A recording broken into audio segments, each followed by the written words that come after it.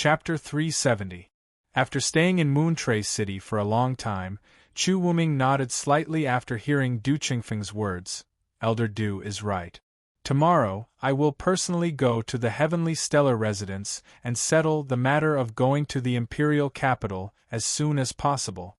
After that, I will return to the Imperial Capital.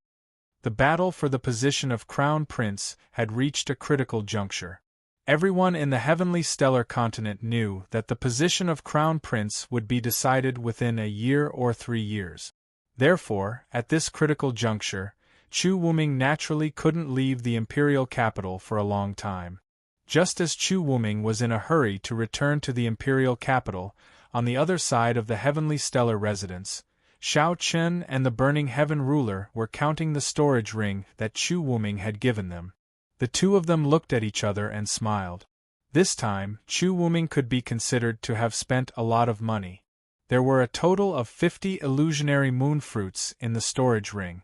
In addition, there were various pills, talismans, and even 300,000 spirit stones. Moreover, these 300,000 spirit stones were all middle grade. It could be considered a windfall, especially those 50 illusionary moon fruit. It was unknown how much Chu Wuming had paid to obtain these 50 illusionary moon fruit. However, he had given them all to Shao Chen. Adding these 50 illusionary moon fruits, the Burning Heaven Ruler now had a total of 80 illusionary moon fruits in his hand. The 78 Heavenly Stellar Continent warriors present would each receive 1 illusionary moon fruit, and there would still be some left over. These 80 illusionary moon fruits will be divided equally among the people below. The two of us will divide the rest. Looking at Shao Chen, the Burning Heaven Ruler said, 80 illusionary moon fruit. Including Shao Chen and the Burning Heaven Ruler, there would be 78 illusionary moon fruit. The remaining 2 would give Shao Chen and the Burning Heaven Ruler an extra 1. The two of them would receive 2 illusionary moon fruits this time. Shao Chen didn't refuse the Burning Heaven Ruler's decision. Afterward, the Burning Heaven Ruler took out 4 illusionary moon fruits and gave 2 to Shao Chen. Then, he called Sikong Ming over and had him distribute the remaining 76 illusionary moon fruits to the people below. The illusionary moon fruits could be said to be the first treasure they had obtained after coming to the Heavenly Stellar Continent. Now that everyone would receive one, naturally, everyone was happy. After a night, Chu Wuming personally came to the Heavenly Stellar Residence. And this time, Chu Wuming was very courteous. Wuming personally sent the guard to inform Shao while he himself stood waiting outside. Very soon, Shao Chen personally came out to receive Chu Wuming. He did not beat around the bush and directly said to Chu Wuming, "Sorry for the long wait, Your Highness. Uncle is already waiting for you. Please follow me."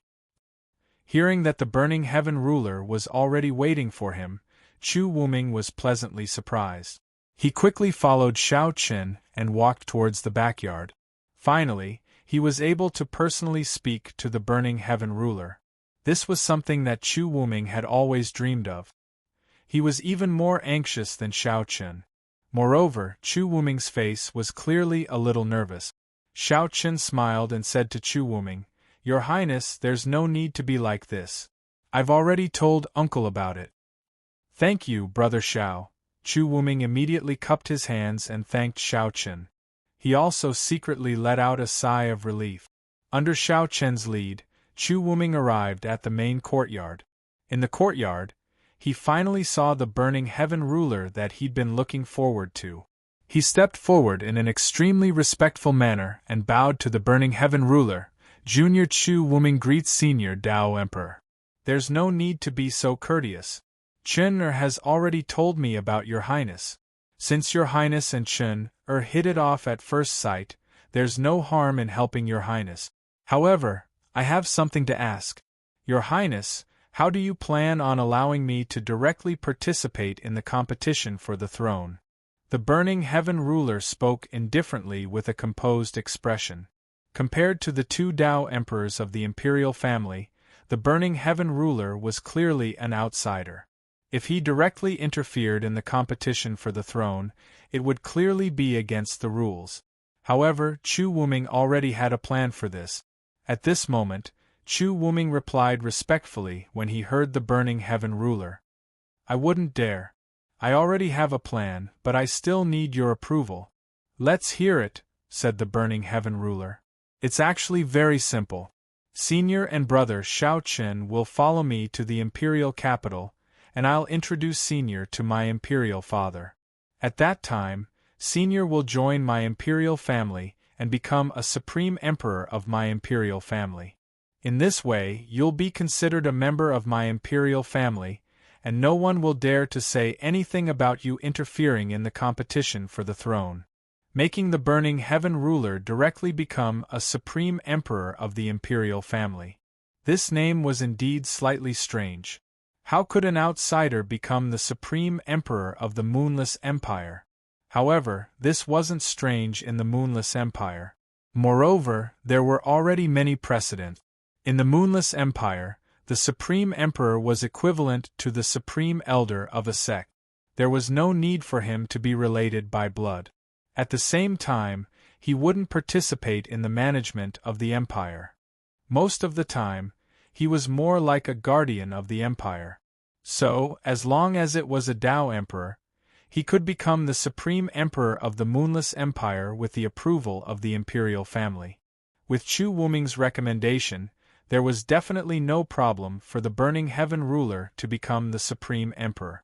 In this regard, Xiao Chun and the Burning Heaven ruler naturally wouldn't refuse. After some discussion, everyone finally decided to set off for the imperial capital tomorrow. However, not everyone would go to the imperial capital tomorrow.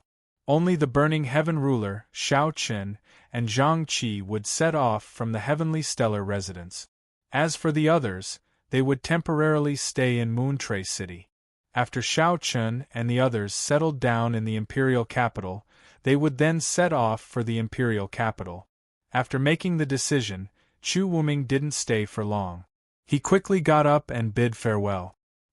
He personally sent Chu Wuming to the door and cupped his hands to Chu Wuming. Your Highness, please be careful. Brother Xiao, there's no need to send me off. Tomorrow, I'll send someone to the residence to welcome Senior Burning Heaven. Please prepare in advance, Brother Xiao. Chu Wuming replied with a smile when he heard Xiao Chen's words. The rock in his heart had finally been lifted. The Burning Heaven ruler had personally agreed to Chu Wuming's request. On the way out of the Heavenly Stellar residence, Chu Wuming only felt happy. It was as if the entire world had suddenly become clear. In the past, he was suppressed by his two older brothers to the point he couldn't breathe. Now, Chu Wuming also had an almighty Tao Emperor behind him. In this way, the situation would be completely reversed. Chu Wuming could be considered to truly have the possibility of competing with his two older brothers. When Chu Wuming returned to the City Lord's estate, Wu Yun was already waiting for him when he stepped into the City Lord's estate. Chu Wuming's face sank slightly when he saw Wu Yun, and his tone was slightly displeased as he said, "How is it? Has Wu Da's matter been settled? Let me tell you, if Wu Da isn't able to fulfill Brother Xiao Chen's request, then I'll annihilate him immediately." Begging for collection, begging for monthly votes, begging for recommendations. Chapter 371. Chu Wuming's tone was extremely firm, and he didn't seem like he was joking at all. Wu Yun didn't doubt in the slightest that if Wu Da was really unable to fulfill Xiao Chen's request, then he would definitely die. Wu Yun hurriedly bowed and replied with a respectful tone. "Don't worry, Your Highness. The matter has been dealt with. Wu Da and I have even paid a personal visit to that old man in the Unsullied residence. Moreover, we've obtained his forgiveness and compensation." Chu Wuming's expression eased up slightly when he heard Wu Yun's reply, and he nodded lightly. "That's good. However, I'll make it clear first. If Brother Xiao Chun is displeased, then I can take Wu Da's head at any time."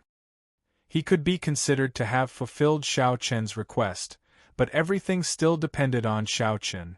If Xiao Chen was still dissatisfied, then Wu Da would still have to die. Wu Yun nodded and replied when she heard Chu Wuming. However, she was slightly puzzled in her heart.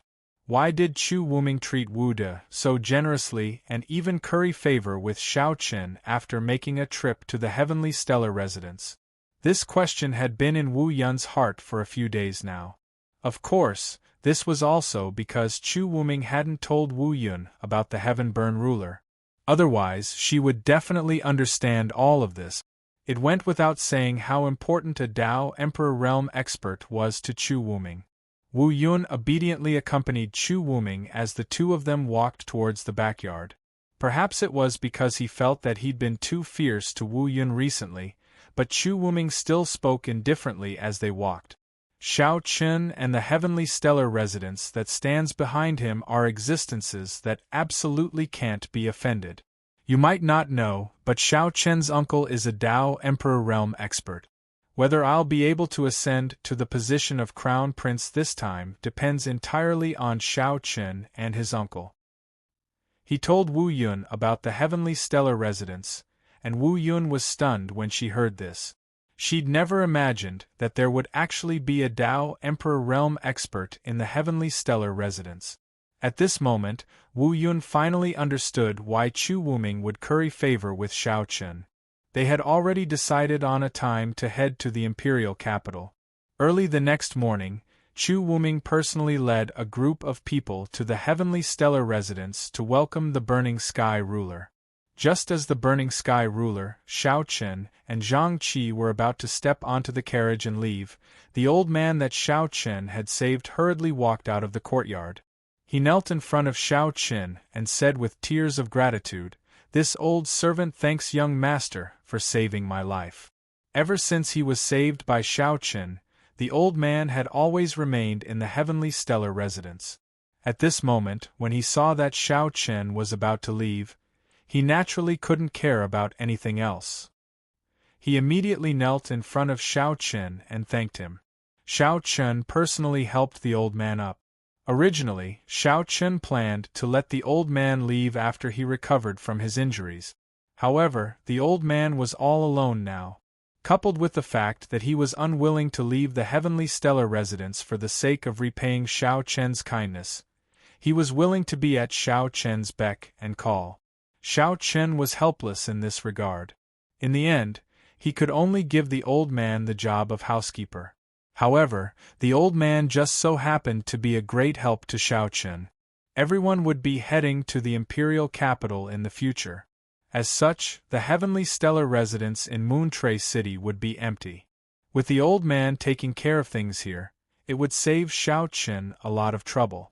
Furthermore, Xiao Chen trusted the old man quite a bit.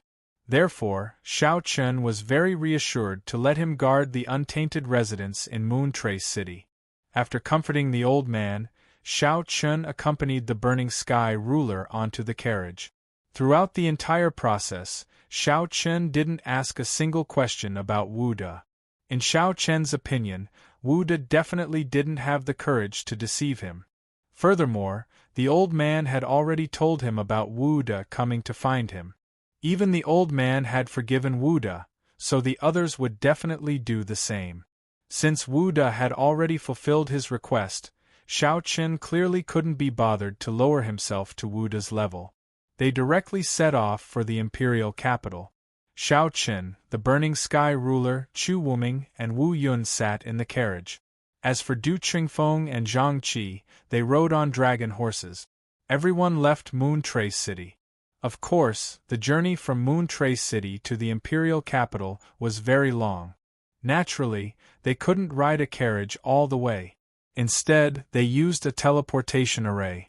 In the Tianhe continent, teleportation arrays were extremely common. Almost all the larger cities had teleportation arrays. In the Moonless Empire, there were a total of 32 cities with teleportation arrays. In Black Mountain City, which was less than a day's journey from Moontrace City, there was a teleportation array. Everyone rode a carriage to Black Mountain City, and then used the teleportation array to go to the imperial capital. In this way, they only needed a day to reach the imperial capital. It had to be said that in many aspects, the Tianhe continent was much more advanced than the heavenly Chen continent. Take teleportation arrays for example. The Tianhe continent was much more advanced than the heavenly Chen continent.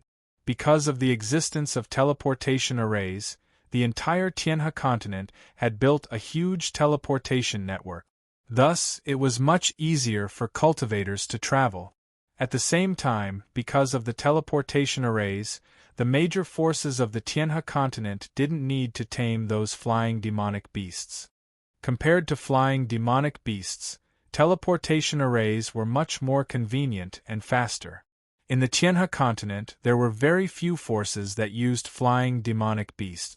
In one day, everyone rushed from Moon Trace City to Black Mountain City. Because of Chu Wuming's lead, everyone naturally had a smooth journey. The Black Mountain City Lord personally welcomed them and accompanied them all the way to the teleportation array. Naturally, it couldn't be compared to the teleportation array that Shaoxing had built. The teleportation array in Black Mountain City was a short-distance teleportation array. There was only a single array pattern that emitted a faint light. With the activation of the array, it could open up a spatial passage to the imperial capital. This way, people could be sent to the imperial capital. Senior Burning Heaven, please. Respectfully, he made a gesture to the Burning Heaven ruler, indicating that he should first step onto the teleportation array. Seeing that Chu Wuming was actually so respectful to the Burning Heaven ruler, the Black Mountain City Lord to the side also looked at the Burning Heaven ruler in surprise. Without any formalities with Chu Wuming, the Burning Heaven ruler took the lead and stepped onto the teleportation array. Behind him, Chu Wuming and Shao Chen followed closely. After the three of them stepped onto the teleportation array, the rest of Zhang Qi, Du Qingfeng, Wu Yun, as well as a group of imperial guards, horses, and carriages, entered the teleportation array one after another. The teleportation array was very large. There was no problem in teleporting over 1,000 people at once. After everyone stepped onto the teleportation array, Chu Wuming shouted in a clear voice, "Activate the array." Following Chu Wuming's shout, the array was activated. Immediately, everyone's figures were quickly enveloped by the white light emitted by the array. After a few breaths, the light disappeared, and the figures of Shao Chen and the others also disappeared. In just the blink of an eye, Shao Chen and the others arrived at the imperial capital. Walking out of the teleportation array, they saw a bustling city. This city was more prosperous than any city that Shao Chen had ever seen. The large cities in the heavenly Chen continent couldn't be compared to the imperial capital of the Moonless Empire. Begging for collection, begging for monthly votes, begging for recommendations. Chapter 372.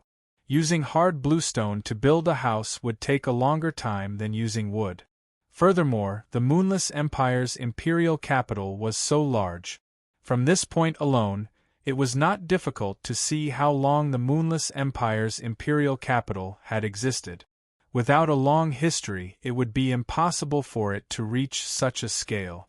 The teleportation array of the Moonless Empire's imperial capital was located outside the imperial palace. However, it was also guarded by the imperial guards. Other than the current nobles, ordinary warriors who wanted to use the teleportation array had to pay a certain amount of spirit stones. Escorted by a group of imperial guards, Shao Chen and the others sat in the carriage and rushed all the way to the imperial palace. The journey was not far, only separated by a street. However, in this short distance, Shao Chen saw how extraordinary the Moonless Empire's imperial capital was. People came and went on the street. Moreover, everyone who passed by had a cultivation base. Compared to the heavenly Chen continent, the martial Dao was indeed much stronger. It could be said that everyone here practiced martial arts. Perhaps it was precisely because the Sky River continent had such a strong martial arts style that the Sky River continent produced many saints. After all, the base of their martial arts cultivation was there, so the probability of a saint appearing was naturally higher. Along the way, He led Xiao Chun and the others to the imperial palace. This time, Wu Yun did not accompany them. After arriving at the imperial capital, Chu Wuming let Wu Yun go back first. In the same carriage, Xiao Chun and the others arrived at the imperial palace's main gate. The magnificent city gate was like a city within a city. Inside the city gate and the city wall was the owner of the entire moonless empire, the imperial family of the Chu family. A group of several hundred imperial guards was guarding the city gate. The leader of this group was a Dao Transformation Realm cultivator. This was a true Dao Transformation Realm cultivator guarding the city gate. Seeing Chu Wuming's carriage arrive at the city gate, the group of imperial guards carried out a routine inspection. However, when the leader of the imperial guards began to interrogate Xiao Chun and the others, Chu Wuming took the lead and shouted angrily, "They are all my friends. What, are you going to interrogate the people I brought?"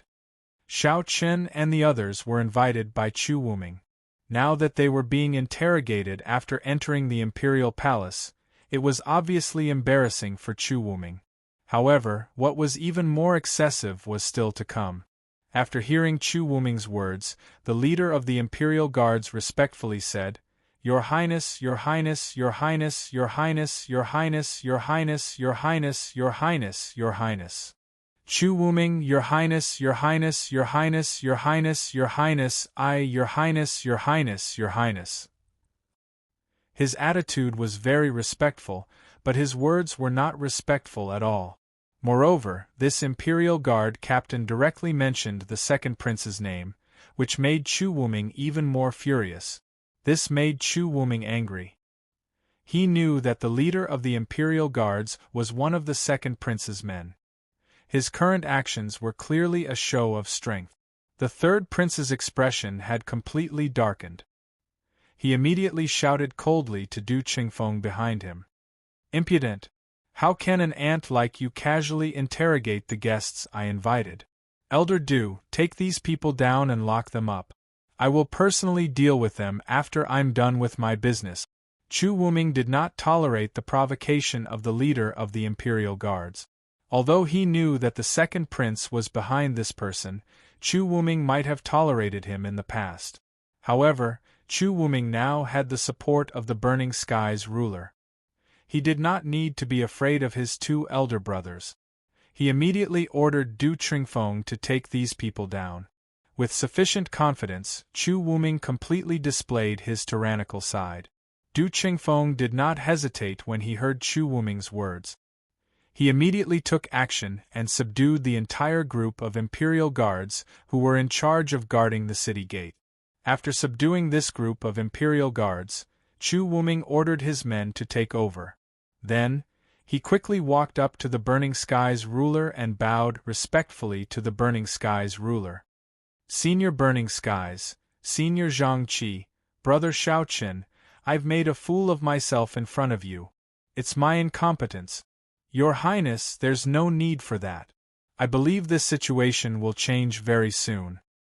Hearing Chu Wuming's words, Shaoqin smiled and patted him on the shoulder. Hearing that, Chu Wuming also sneered and nodded heavily. Indeed, now that he had the Burning Skies ruler behind him, this situation was indeed about to change. Chu Wuming respectfully gestured for everyone to enter. Under Chu Wuming's lead, everyone strode into the palace. As the center of power of the Moonless Empire, the imperial palace's surface area was naturally incomparably large. It would take at least 7 or 8 days to walk around the imperial palace without using cultivation. Of course, if one used cultivation, it would be a different story. The entire imperial palace was divided into 3 palaces and 6 courtyards. The 3 palaces were where government affairs were handled, while the 6 courtyards were where the imperial concubines and the emperor lived. They walked all the way to the most central and largest martial harmony palace. This was where the Moonless Empire usually held court. It was also the most magnificent palace in the entire imperial palace. At the same time, it was where the main palace of the 3 palaces was located.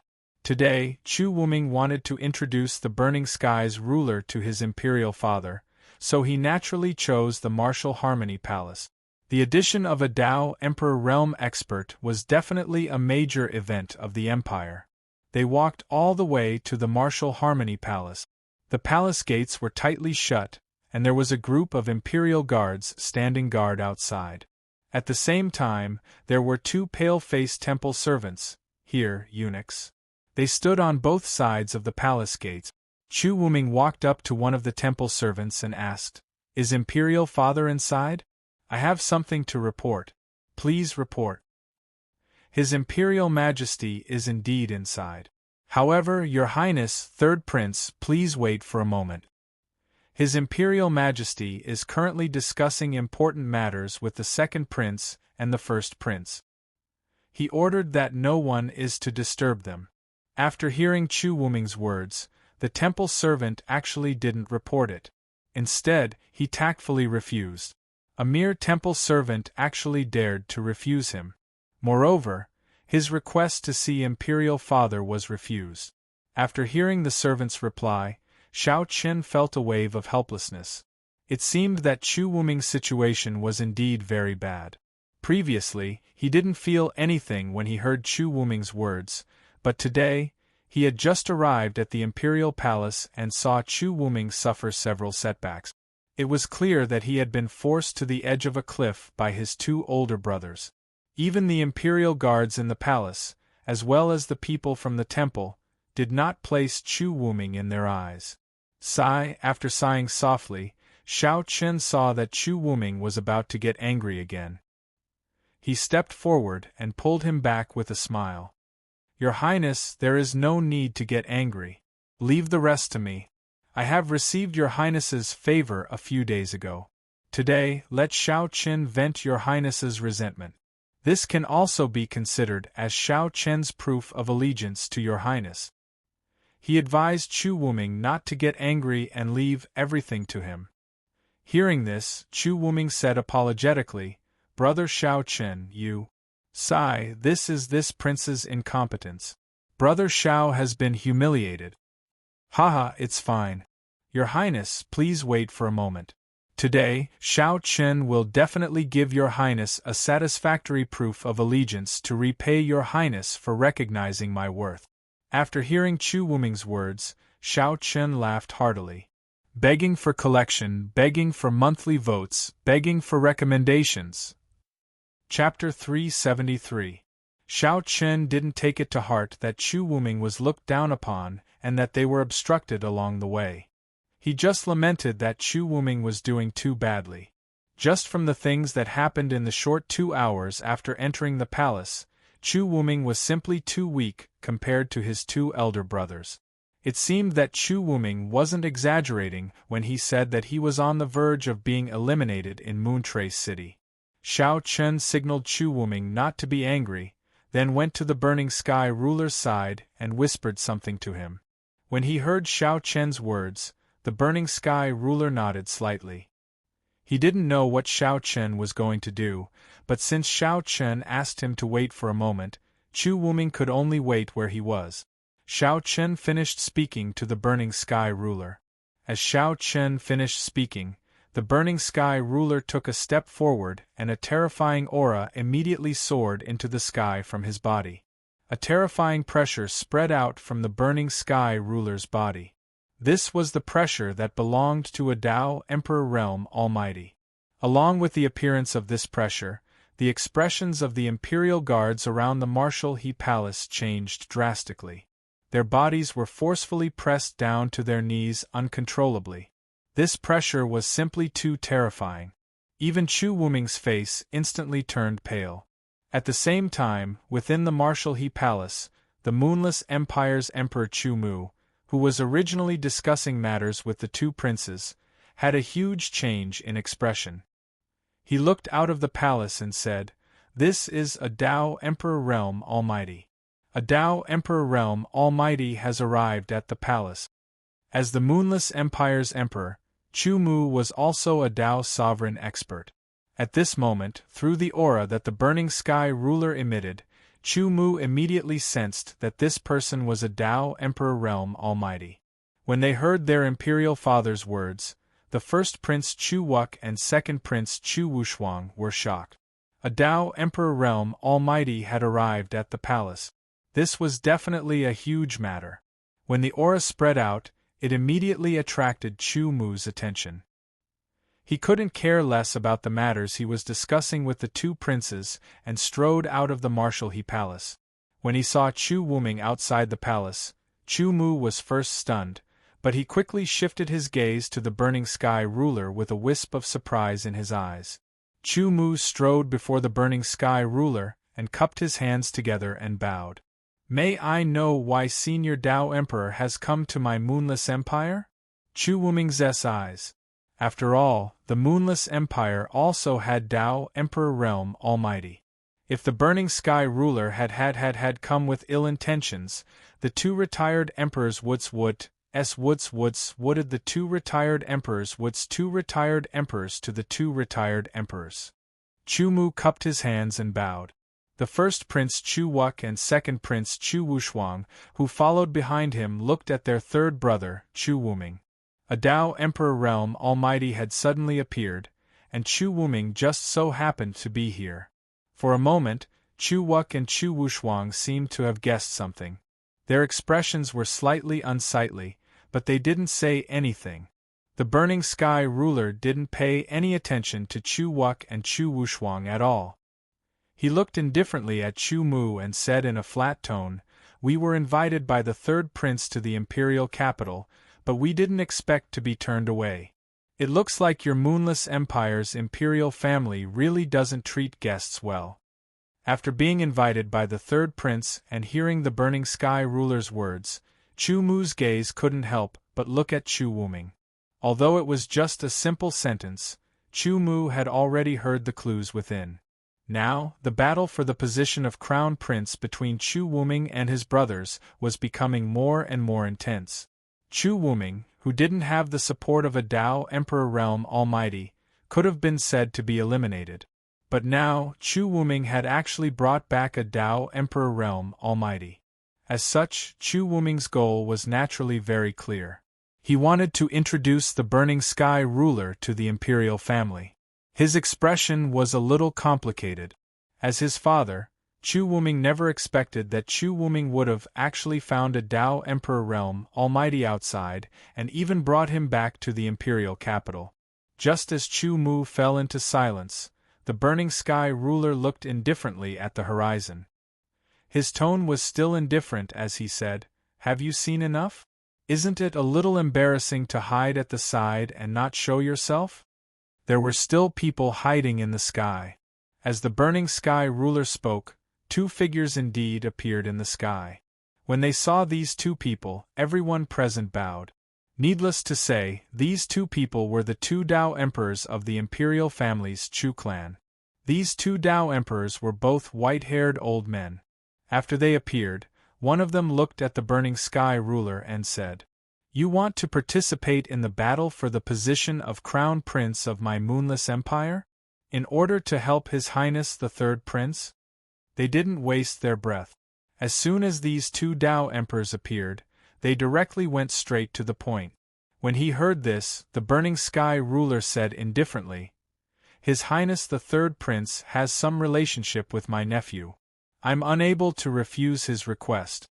As he spoke, the Burning Sky Ruler looked at Shao Chen. When they heard the Burning Sky Ruler bluntly say that he'd come to help His Highness the Third Prince fight for the position of Crown Prince, a wisp of rage flashed in the eyes of Chu Wushuang and Chu Wuk. They thought in their hearts, "Damnable Chu Wuming. Exactly what sort of dog's hit luck does he have to actually be able to get a Tao Emperor Realm Almighty to help him?" When they thought about how if Chu Wuming really obtained the help of a Tao Emperor Realm Almighty, then the situation would change completely, and Chu Wuming, who should have been eliminated, would obviously rise from the ashes. Chu Wuk and Chu Wuk felt a wave of rage in their hearts. If it was really like this, then wouldn't the three of them become a situation of a tripartite confrontation? In this way, the ownership of the position of Crown Prince would definitely become even more complicated and confusing. Obviously, he was unwilling to see another Tao Emperor Realm Almighty appear behind Chu Wuming. At this moment, the second prince, Chu Wushuang, took a step forward and looked Burning Sky Ruler in the eyes as he said indifferently, "Senior, you're not a member of my imperial family, so I'm afraid it's not suitable for you to interfere in the internal affairs of our imperial family, right?" He was unwilling to see another Tao Emperor Realm Almighty appear behind Chu Wuming. In this way, Chu Wushuang naturally had no choice but to stop Burning Sky Ruler from interfering and use the fact that he wasn't a member of the imperial family to make Burning Sky Ruler withdraw in the face of difficulties. Chu Wushuang's plan was very good. However, he'd overlooked a problem, and it was that he was facing a Tao Emperor Realm Almighty right now. Even with his status, he couldn't casually interrupt.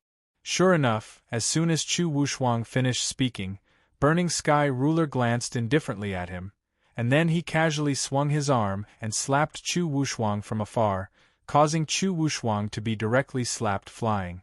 "Shut up. How can you interrupt when I'm speaking?" Burning Sky Ruler spoke indifferently after he slapped Chu Wushuang flying. On the other hand, no matter if it was Chu Mu or the two Tao Emperors of the Chu clan in the sky, none of them spoke when they saw this. Chu Wushuang was really quite disrespectful because he actually dared to interrupt a conversation between Tao Emperors. He really deserved a beating. Begging to be collected, begging to be recommended. Chapter 374. It was understandable that Chu Wushuang wanted to stop the Heaven-Scorching Ruler from entering the imperial family.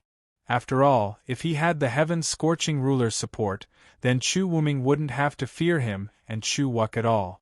However, Chu Wushuang seemed to be too impatient to stop all of this from happening.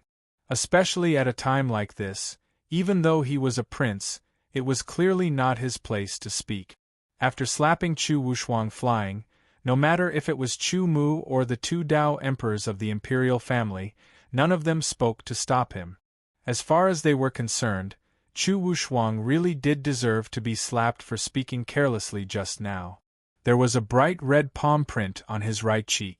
The Heaven-Scorching Ruler hadn't utilized any spirit energy in that slap, nor had he thought about taking Chu Wushuang's life. He knew that he'd spoken wrongly, so even though Chu Wushuang was extremely furious, he didn't dare say another word. At the same time, the two Tao Emperors in the sky descended before the Heaven-Scorching Ruler, and one of them looked at the Heaven-Scorching Ruler as he spoke. "You intend to interfere in the internal strife of my imperial family. In this way, you intend to join my imperial family's Chu clan and become a supreme emperor just like the two of us to protect my Chu clan?" "That's what I intend." The Heaven-Scorching Ruler replied indifferently when he heard this. "In that case, may I know if you've joined any other sect or power?" The Tao Emperor of the Chu clan continued to ask. The two Tao Emperors of the Chu clan actually didn't care about the competition for the position of Crown Prince. The reason they'd chosen to support Chu Wuk and Chu Wushuang was because they felt that they were more suitable to become the Crown Prince. In any case, so long as a Tao Emperor was present, then the Moonless Empire wouldn't collapse. This was beyond doubt. When facing the Heaven-Scorching Ruler that Chu Wuming had found, the two of them were most concerned about two things. Firstly, whether Chu Wushuang would join the imperial family and become a guardian of the Moonless Empire. Secondly, whether there were any other powers standing behind the Heaven-Scorching Ruler. If there were, then the two of them would probably have to worry a little more. Actually, at the Tao Emperor realm, they didn't take the position of Crown Prince that Chu Wuming and the others were fighting for seriously any longer. Perhaps in the opinion of others, the Crown Prince was an unreachable existence, but in the eyes of great figures at the Tao Emperor realm, not to mention the Crown Prince, even the Emperor, Chu Mu, was nothing. In the hearts of these old fellows, the only thing they cared about was the illusory divine path and the safety of the Moonless Empire. Other than that, they did not care about anything else. It was precisely because of this that the two Tao Emperors of the Chu clan didn't resist the Heaven-Scorching Ruler too much. Conversely, they were slightly delighted. If they were really able to obtain a Tao Emperor to join them, then it would undoubtedly be an extremely great increase to the strength of the Moonless Empire. Knowing what the two of them were thinking, the ruler of the Burning Sky Empire indifferently replied, "I've lived my entire life as my home and have never joined any forces. I only have a few like-minded friends following me. So, the two of you can rest assured about my identity. The third prince is very clear on this point. Moreover, if it weren't for my nephew, I wouldn't have come to the imperial capital." The heaven-scorching ruler was an independent cultivator and didn't have any power standing behind him. When they heard this, the two Dao emperors of the Chu clan glanced at each other, and a wisp of happiness could be seen in each other's eyes. A Dao Emperor realm expert who didn't belong to a sect was absolutely great news to the Moonless Empire.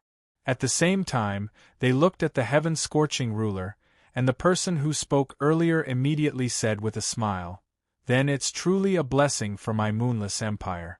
May I know your name?"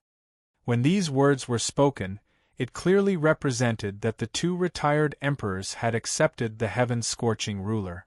Although they didn't know much about the heaven-scorching ruler, they would first tie him to the Moonless Empire. As for the rest, they would talk about it in the future. This was the two retired emperors' plan. "Fellow Taoists, you can call me heaven-scorching ruler." The heaven-scorching ruler replied. "So it's fellow Taoist heaven-scorching ruler. I'm Chu Qingshan and this is Chu Mubai. From today onwards, fellow Taoist heaven-scorching ruler will be the same as the two of us, the retired emperor of the Moonless Empire." After learning the heaven-scorching ruler's name, Chu Qingshan immediately announced. With his words, the heaven-scorching ruler would be the third retired emperor of the Moonless Empire from today onwards. Of course, to become the retired emperor of the Moonless Empire, there was naturally a whole set of procedures. Moreover, there was also a large-scale heaven bestowment ceremony, which implied that this was a gift from the heavens to the protector of the Moonless Empire. Without needing Chu Qingshan to say more, the adjacent Chu Mu took the initiative to speak. "Junior will begin preparing for senior heaven bestowment ceremony." As the emperor, in front of the heaven-scorching ruler and the other two, Chu Mu didn't dare to call himself emperor. Hearing Chu Mu's words, Chu Qingshan faintly nodded. "That's good. Fellow Taoist heaven-scorching ruler, let's leave the following matters to the younger generation to handle. The two of us still have some things to discuss with fellow Taoist heaven-scorching ruler." The matter had already come to an end. Chu Qingshan also wanted to invite the heaven-scorching ruler to leave. The conversation between the three of them clearly wasn't suitable to be said in front of everyone. Knowing Chu Qingshan's intentions, the heaven-scorching ruler turned to look at Shao Chen. Seeing this, the nearby Chu Wuming very perceptively bowed and said, "Senior, don't worry. Junior will arrange things for brother Shao Chen and senior Zhang Qi." The heaven-scorching ruler wanted to leave with Chu Qingshan and the other two, while Shao Chen and Zhang Qi would be arranged by Chu Wuming. Hearing Chu Wuming's words, the heaven-scorching ruler faintly nodded, and then disappeared on the spot with Chu Qingshan and the other two. The three Dao emperors had finally left. Everyone present here heaved sighs of relief in their hearts because the pressure they endured when they were with the three Dao emperors was extremely enormous, and it seemed as if even breathing had become difficult for them. At the same time, Chu Mu also looked at Chu Wuming. Chu Mu really had a whole new level of respect for this son of his today. Originally, even Chu Mu thought that Chu Wuming definitely had no fate with the position of crown prince. Not only were his two elder brothers too powerful, and they weren't existences he could contend against at all, but who would have imagined that after a trip to Moontrace City and hosting the Moontrace Conference, Chu Wuming would actually bring back a Dao Emperor. At this moment, this Dao Emperor had already become the third retired Emperor of the Moonless Empire. With the support of the heaven-scorching ruler, Chu Wuming had the confidence to compete with his two elder brothers for the position of Crown Prince once more. For a moment, Chu Mu's feelings became somewhat complicated. He didn't know whether it was right or wrong for him to not personally confer the title of Crown Prince and instead let his sons compete with each other.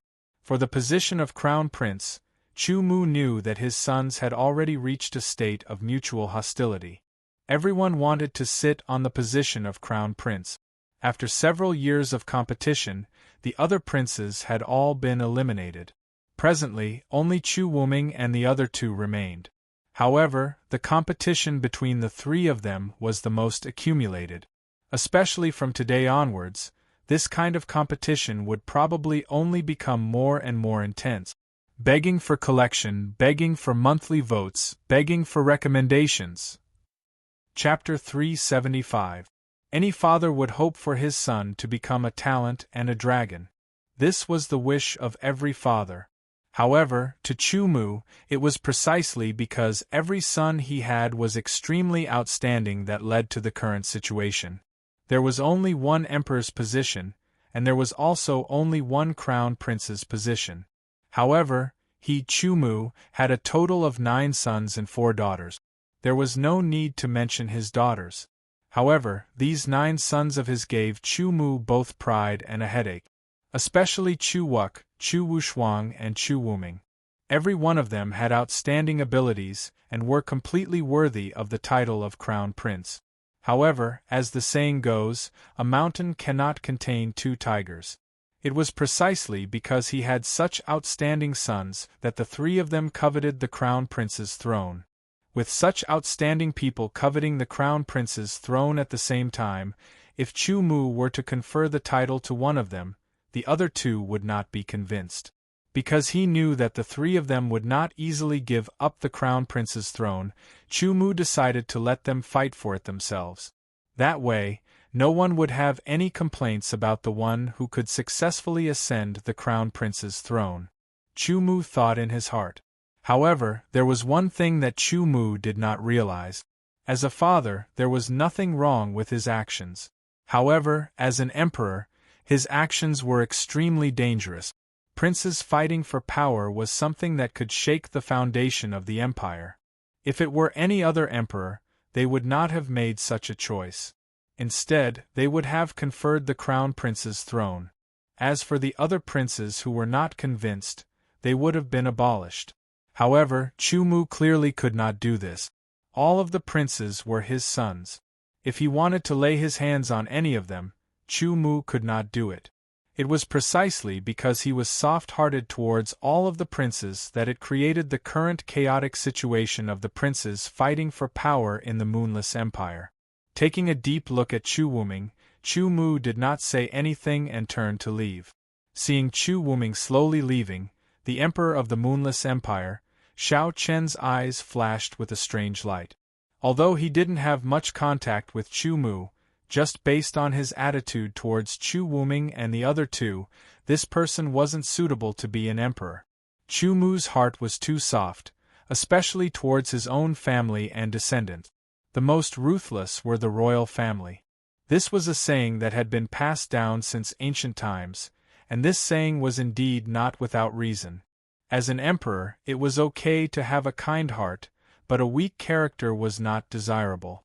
Allowing the princes to fight for power was a huge mistake. Furthermore, from the looks of it, Chu Mu did not seem to have any intention of stopping them.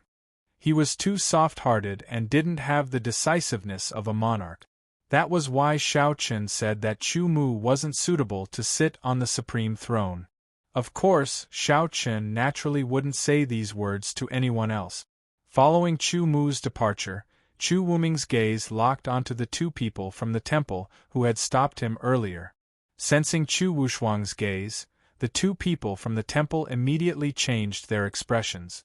However, before they could say anything, Chu Wuming coldly shouted, "2 dog slaves, you even dare to stop me? If I don't execute the 2 of you on the spot, where will I put my face in the future? Men, take down these 2 dog slaves who have no respect for their superiors." As soon as Chu Mu left, Chu Wuming immediately started to make things difficult. As for who his target was, it was without a doubt directed at Chu Wushuang. He already knew that the 2 people from the temple were Chu Wushuang's people. Now that Chu Wuming wanted to kill them on the spot, it was undoubtedly sending a message to Chu Wushuang. In the future, I, Chu Wuming, am no longer someone you can casually bully. Hearing Chu Wuming's words, the imperial guards behind him took large strides forward, wanting to take down the two people. However, at this moment, Chu Wushuang stood out and shouted, "Chu Wuming, what do you mean?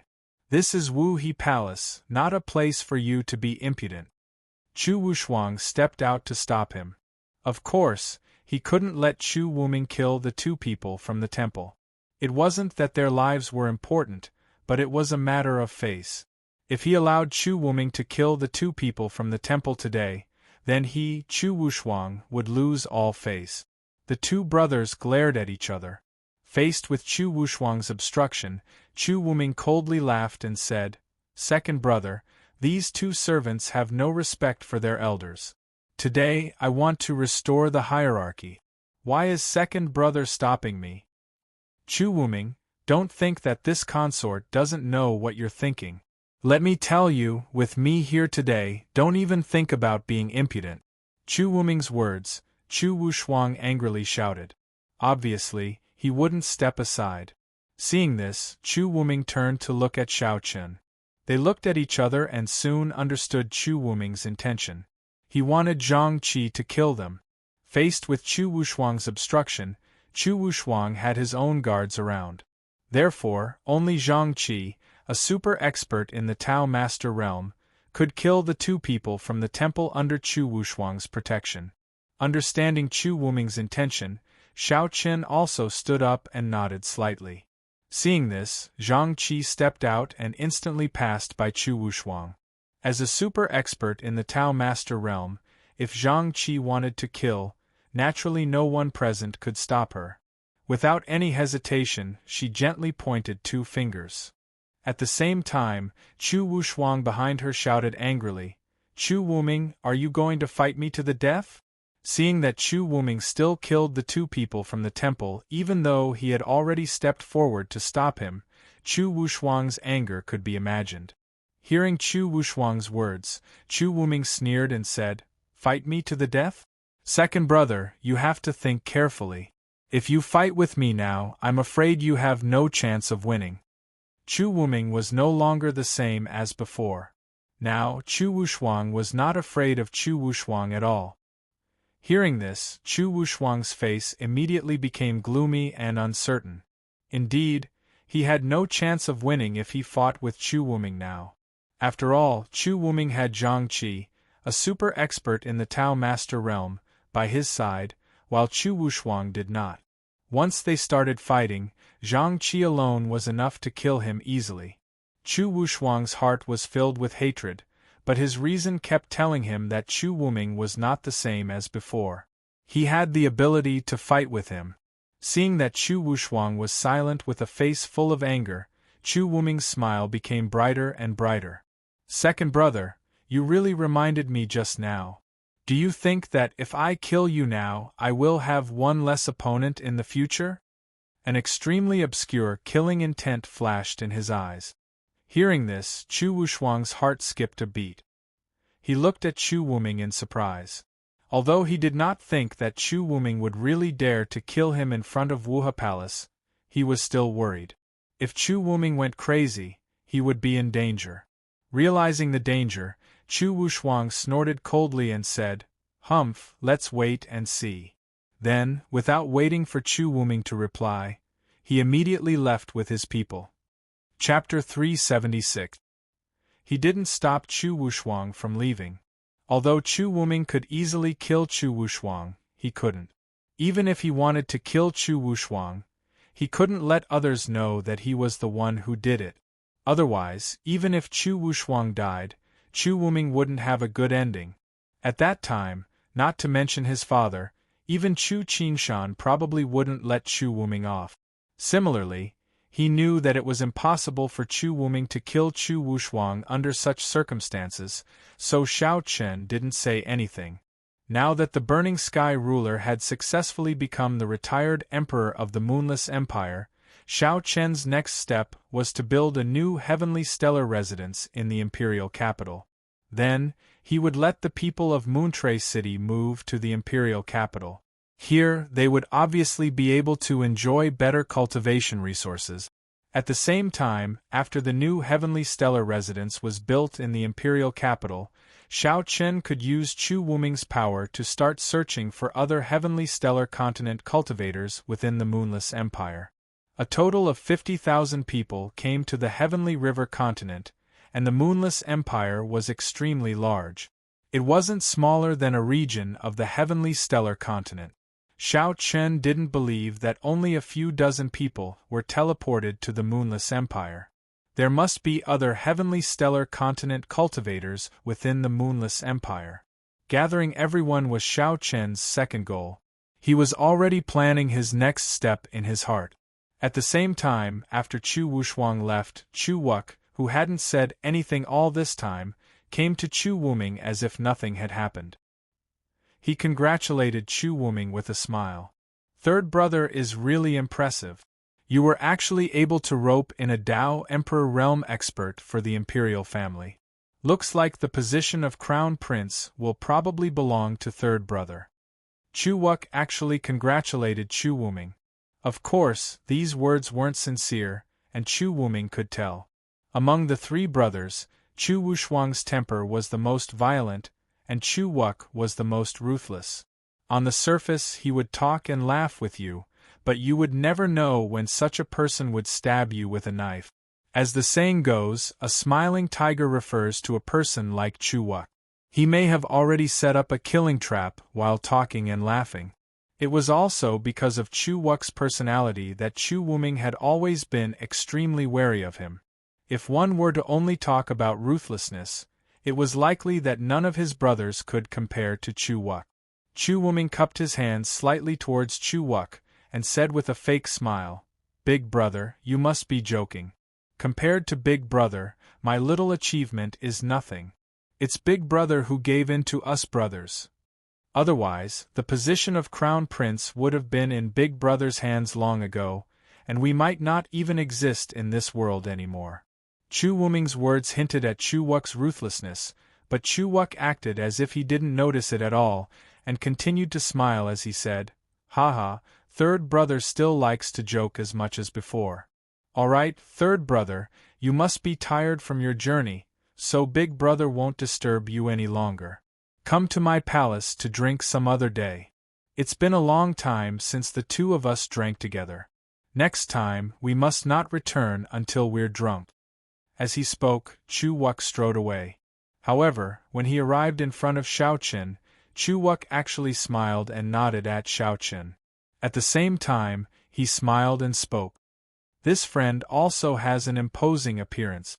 If there's time in the future, this prince will definitely pay you a visit personally, haha."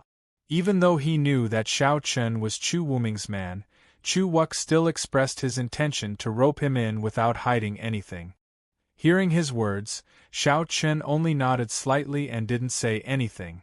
Chu Wuxuang and Chu Wuk left one after another. Chu Wuming also came to Xiao Chen's side and said in a soft voice, "Brother Xiao Chen, you must be careful of Chu Wuk. This person has always been extremely ruthless. If he gets the chance, even if it's me, he won't hesitate to kill me." Hearing Chu Wuming's words, Xiao Chen nodded and replied, "Yes, Your Highness, don't worry. Since I came to the imperial capital for Your Highness, I naturally won't do anything that betrays you." "Brother Xiao Chen, what are you saying? I naturally trust Brother Xiao. Alright, let's not talk about this. Brother Xiao Chen, please follow me back to the palace. In the next few days, I'll have someone find a residence in the city for Brother Xiao. I'm afraid that I'll have to trouble Brother Xiao to temporarily stay at my place for a few days." As a prince, Chu Wuming's residence was naturally within the imperial palace.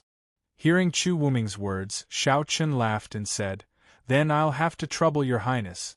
However, if we're looking for a residence, I hope that Your Highness can find a larger residence for me. I want to call my brothers from Moontrace City to the imperial capital. This way they can be of more help to Your Highness. Of course, the cost of buying a residence will be borne by Xiao Chen." "Brother Xiao, what are you saying? There's no need for Brother Shao to worry. I'll definitely find a large residence for you in the imperial capital. Hearing Shao Chen's words, Chu Wuming said clearly. Naturally, he couldn't let Shao Chen spend money. Under Chu Wuming's lead, Shao Chen and the other two walked towards his residence. Just as Shao Chen and the others left Wuha Palace, in a bamboo garden deep within the imperial palace, the Burning Sky ruler, Chu Qingshan, and Chu Mu Bai sat across from each other. They drank light tea as they spoke. Fellow Burning Sky, I have a question that I don't know if it's appropriate to ask. Looking at the Burning Sky ruler, Chu Mu Bai said. Fellow Mu Bai is too courteous. There's no harm in asking, said the Burning Sky ruler. Then I'll say it. Dare I ask, fellow Burning Sky, if the Moonless Empire is in trouble in the future, would fellow Burning Sky be willing to help the Moonless Empire repel the enemy? Asked Chu Mu Bai.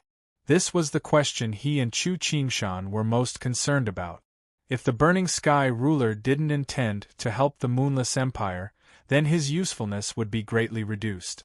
Knowing Chu Mu Bai's meaning, the Burning Sky ruler faintly smiled. Fellow Mu Bai, please don't worry. Since I'm the retired emperor of the Moonless Empire, I naturally have the responsibility to protect the Moonless Empire. If the Empire truly is in danger, I'll naturally take action. While he was the retired emperor of the Moonless Empire, the Burning Sky ruler would fulfill his responsibility to protect the Empire. Hearing this, Chu Mu Bai and Chu Qingshan's expressions eased up a lot. As long as he said this, it was enough. As for anything else, Chu Mu Bai and Chu Qingshan didn't care. That day, they chatted a lot with Chu Mu Bai and Chu Qingshan, including the matter of the princes fighting for the position of Crown Prince. Regarding this battle for the position of Crown Prince, Chu Mu Bai and Chu Qingshan's intentions were clear. The Burning Sky ruler could choose to support the third prince, but try not to directly interfere. This was because once the matter involved a Tao Emperor realm almighty, it wouldn't be easy to control. This was also why Chu Mu Bai and Chu Qingshan, one of whom supported the first prince Chu Wuk, and the other supported the second prince Chu Wushuang, had never directly interfered in the battle for the position of Crown Prince. The Burning Sky ruler naturally didn't refuse Chu Mu Bai and Chu Qingshan's words. A Tao Emperor realm almighty was indeed unsuitable to directly participate in the battle for the position of Crown Prince. The existence of a Tao Emperor realm almighty was actually more of a symbol for the various princes to develop their forces. Begging for collection, begging for monthly votes, begging for recommendations. Chapter 377. He chatted with Chu Qingshan for a long time. Of course, most of the topic was Chu Qingshan and Chu Qingshan testing whether or not the Burning Sky ruler was willing to protect the Moonless Empire. A retired emperor had supreme status and position in the Moonless Empire. While having such status and position, he naturally had to shoulder the responsibility of protecting the Moonless Empire. They seemed to be chatting casually, but in this conversation, the Burning Sky ruler acutely sensed that Chu Qingshan and Chu Mu Bai weren't as united as they seemed on the surface. There was a bit of conflict between them. The Burning Sky ruler naturally didn't know that the conflict between Chu Qingshan and Chu Mu Bai was no longer a secret in the imperial family. The two retired emperors had their own followers in the imperial family. The first Prince Chu Wuk and second Prince Chu Wushuang were their disciples. Thus, it wasn't strange that Chu Qingshan and Chu Mu Bai chose to support Chu Wuk and Chu Wushuang. The imperial family wasn't as peaceful as one would imagine, especially after the conflict for the position of Crown Prince erupted. The entire imperial family was divided into several large factions, and these factions were currently crazily fighting for power. Facing the temptation of power, Chu Qingshan and Chu Mu Bai didn't care because they already had supreme status and position. However, the younger generation below them couldn't. However, although they fought, Chu Qingshan and Chu Mu Bai were extremely united against outsiders. Just like when they faced the Burning Sky ruler, the two of them were clearly grasshoppers on the same rope. At the same time, the most important point was that no matter what level a martial artist was at, they needed resources to cultivate.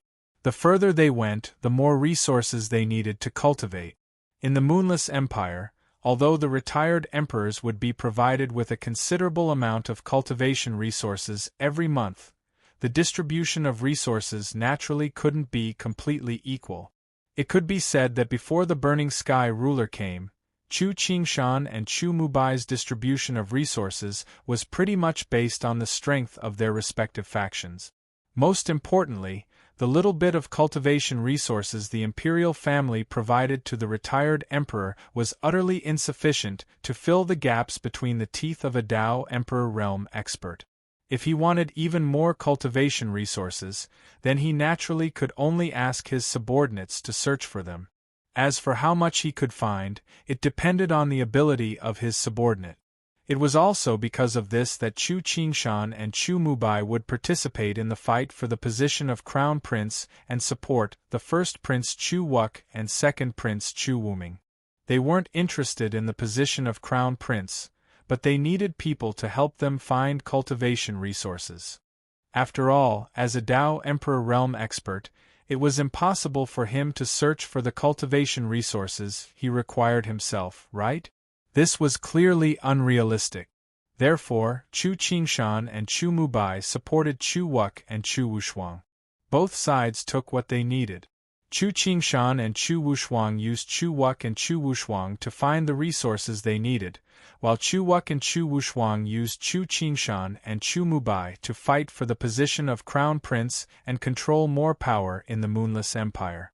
Having somewhat understood the way to survive in the Moonless Empire, the Burning Sky ruler had become the retired emperor of the Moonless Empire.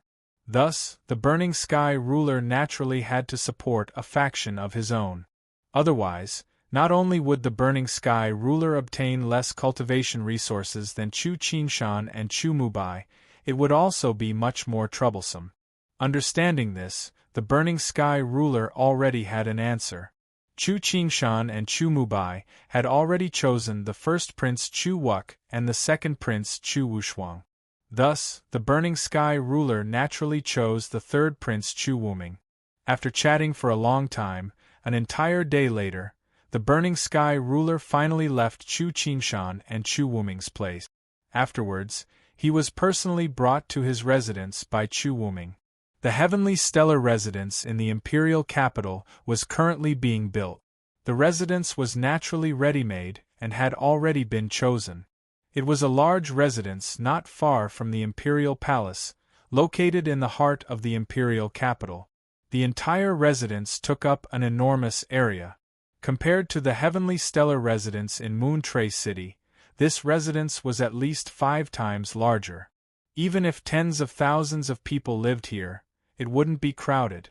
There were gardens and courtyards everywhere, and the environment was extremely beautiful. Now, it only needed a bit of work to be able to move in. Presumably, it wouldn't take more than a few days. The construction of the new heavenly stellar residence was given to Chu Wuming to handle. With his abilities, such a small matter naturally wasn't a problem. In a short 3 days, Chu Wuming successfully completed the construction of the heavenly stellar residence. Shao Chun, Burning Sky ruler, and Zhang Qi personally went over. After circling around the imperial capital's heavenly stellar residence, Chu Wuming respectfully asked, "Is there anything Senior Burning Sky is dissatisfied with?" "Not bad, Zhang Qi. You can let Sikong Ming and the others leave." Hearing Chu Wuming's words, the Burning Sky ruler slightly nodded. This residence wasn't bad. Immediately after, he ordered Zhang Qi to let Sikong Ming and the others leave for the imperial capital. Seeing that the Burning Sky ruler was very satisfied with his arrangements, Chu Wuming secretly sighed in relief. Currently, the Burning Sky ruler was Chu Wuming's biggest backer, so he naturally didn't dare to displease the Burning Sky ruler. Respectfully bowing, Chu Wuming very sensibly said, "If that's the case, then this junior will no longer disturb Senior Fan Tian and brother Shao Chun. This junior will take his leave first. If Senior Fan Tian has any instructions, please send someone to find me." Knowing that the heavenly stellar residence was successfully built, the burning sky ruler and the others obviously had something to say. At this time, if Chu Wuming continued to stay here and didn't leave, it would only annoy the burning sky ruler. Hearing Chu Wuming's words, the burning sky ruler slightly nodded, but he said indifferently, "I need some cultivation resources. Get me some." Now that he knew how to obtain more cultivation resources in the Moonless Empire, the burning sky ruler naturally wouldn't be polite at this time. Hearing this, Chu Wuming directly agreed without the slightest hesitation. He didn't feel that there was anything wrong with the burning sky ruler's words. After all, the cultivation resources required by a Tao Emperor Realm Almighty was indeed an astronomical figure, and to support such consumption, relying on the cultivation resources provided by the imperial family was clearly insufficient. Moreover, although the imperial family had a treasury, many of them were useless to Tao emperors. If one wanted to obtain true treasures of heaven and earth, then one had to go to various places to search for or purchase them. In this way, Chu Wuming naturally played the role of running errands. Of course, it was impossible for Chu Wuming to go personally, but he could send someone below him. This would allow Chu Wuming to start searching for the various treasures of heaven and earth needed for his cultivation. Along with the establishment of the heavenly stellar residence in the imperial capital, the burning sky ruler's bestowment ceremony should be held in a few days. At that time, the imperial family would announce it to the world. In this way, the burning sky ruler would truly become the third retired emperor of the Moonless Empire, and Shao Chen and the others could be said to have successfully established themselves in the imperial capital. Begging for collection, begging for monthly votes, begging for recommendations. Chapter 378. In less than a day, Sikong Ming brought everyone to the imperial capital. As for the heavenly stellar residence in the Moon Trace City, it was not abandoned. Instead, it was handed over to the old man rescued by Shao Chen to look after. At last, they had successfully gained a foothold in the Moonless Empire. Now that the burning sky ruler was the retired emperor of the Moonless Empire, it could be said that everyone had begun to integrate into the Sky River continent. Time passed slowly. In these few days, Shao Chen had also refined the 2 illusionary moon fruits, one after another. Previously, he didn't have time. Now that he finally had some free time, Shao Chen naturally wouldn't waste it. After refining 2 illusionary moon fruits in a row, Shao Chen's spiritual power storage had increased by more than 10% compared to before.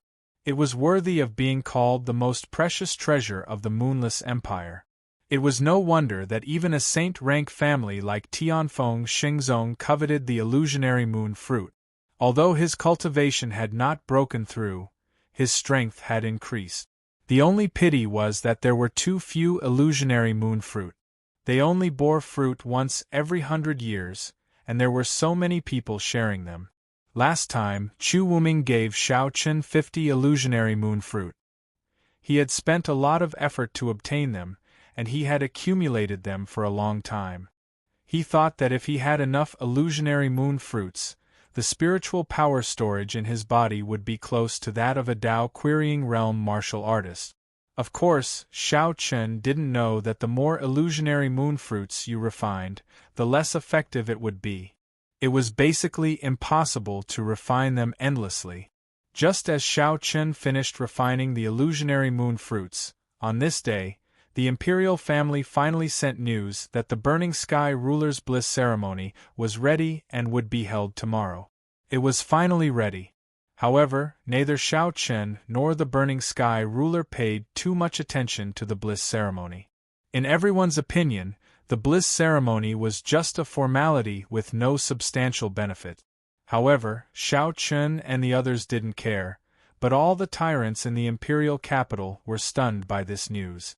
Previously, the imperial family did not reveal any information about the Burning Sky Ruler, so the various tyrants in the imperial capital naturally did not know about the existence of the Burning Sky Ruler.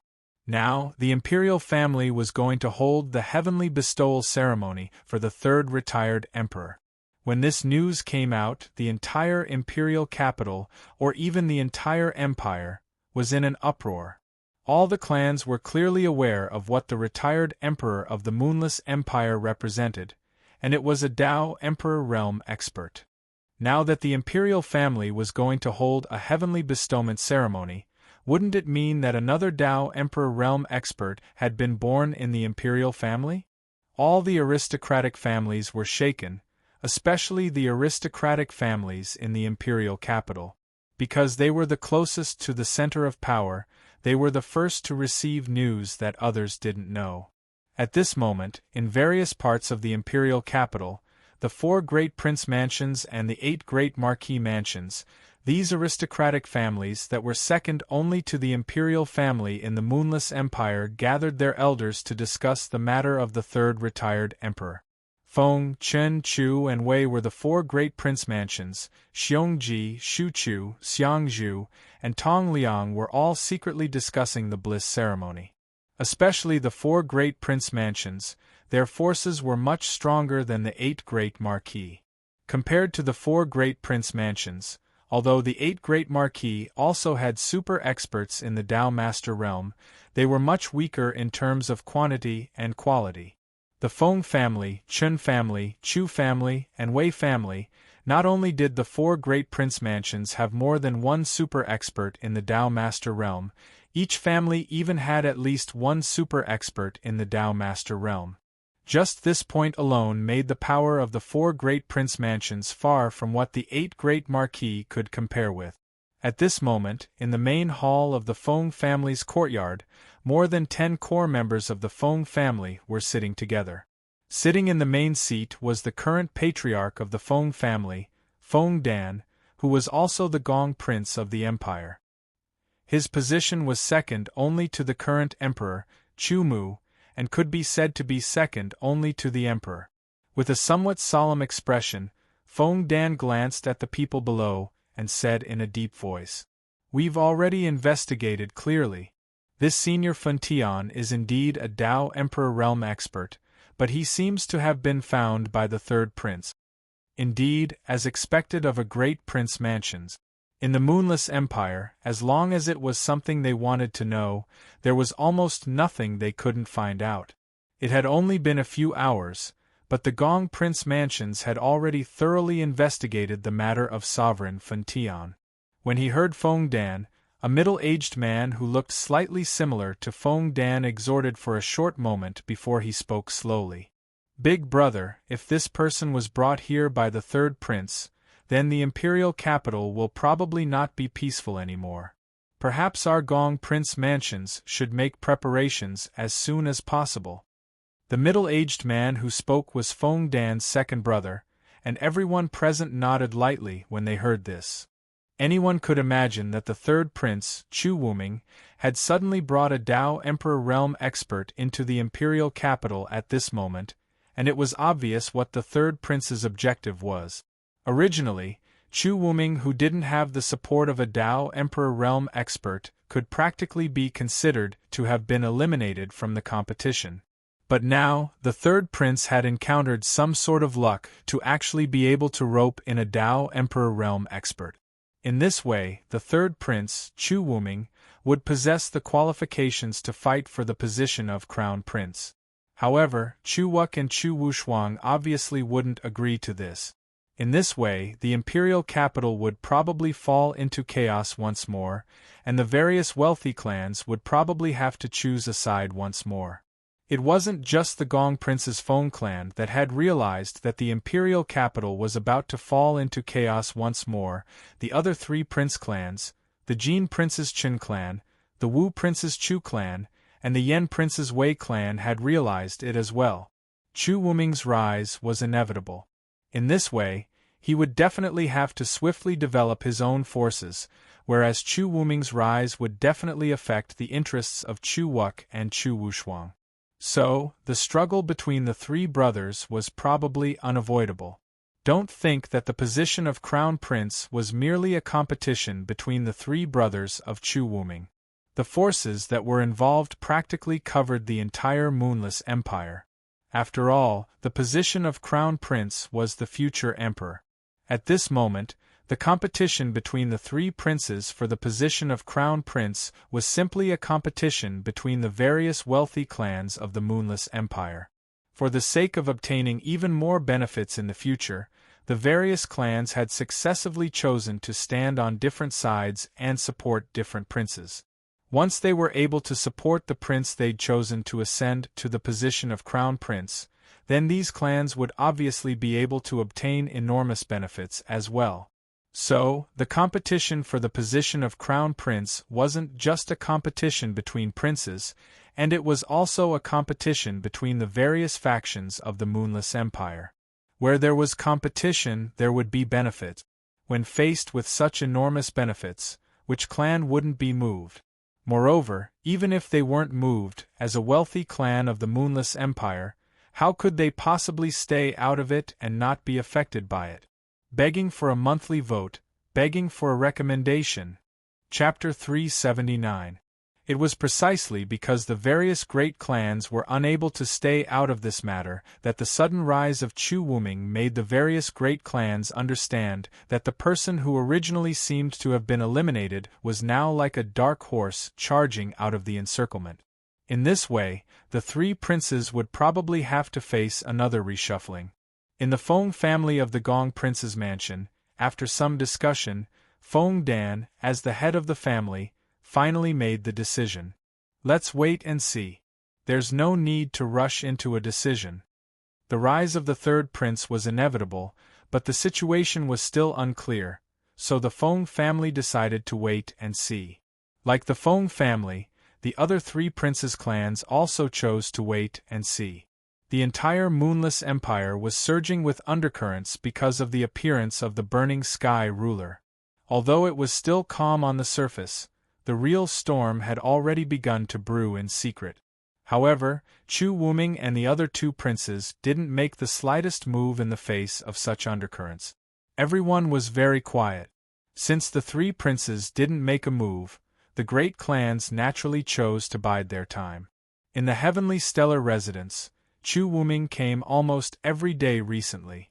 If there wasn't anything important, he would chat idly with Xiao Chen.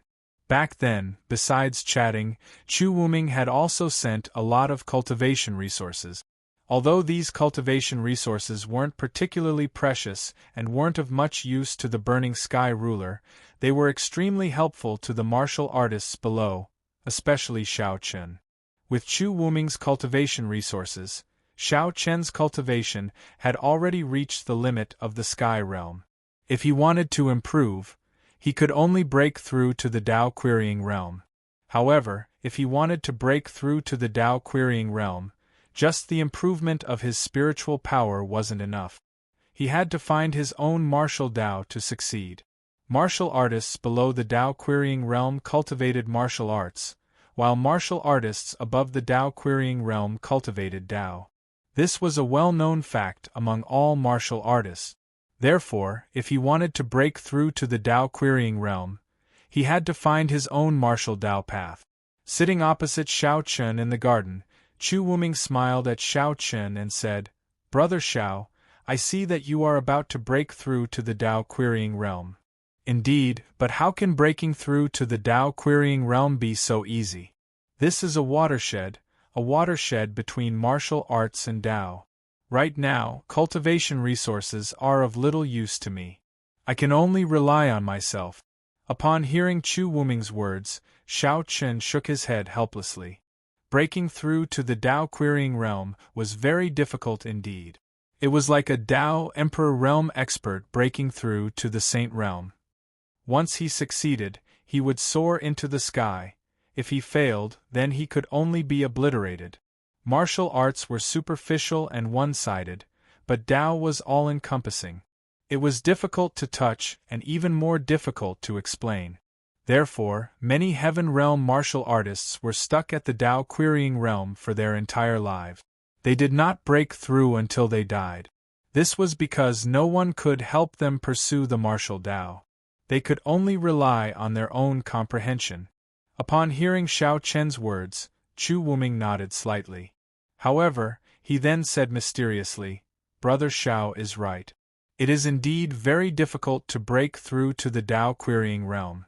It is not something that can be achieved by just cultivating bitterly. However, I know a place that can give Brother Shao at least an 80% chance of breaking through to the Tao querying realm." Upon hearing Chu Wuming's words, Shao Chen's interest was piqued. Chu Wuming did not beat around the bush. Facing Shao Chen's gaze, he spoke. According to him, there was a secret realm in the Royal Academy of the Moonless Empire. This secret realm was an independent small world. Entering it was like entering an endless reincarnation. Inside, everyone seemed to have been reborn. They would start a new life and experience new things. Of course, all of this was fake.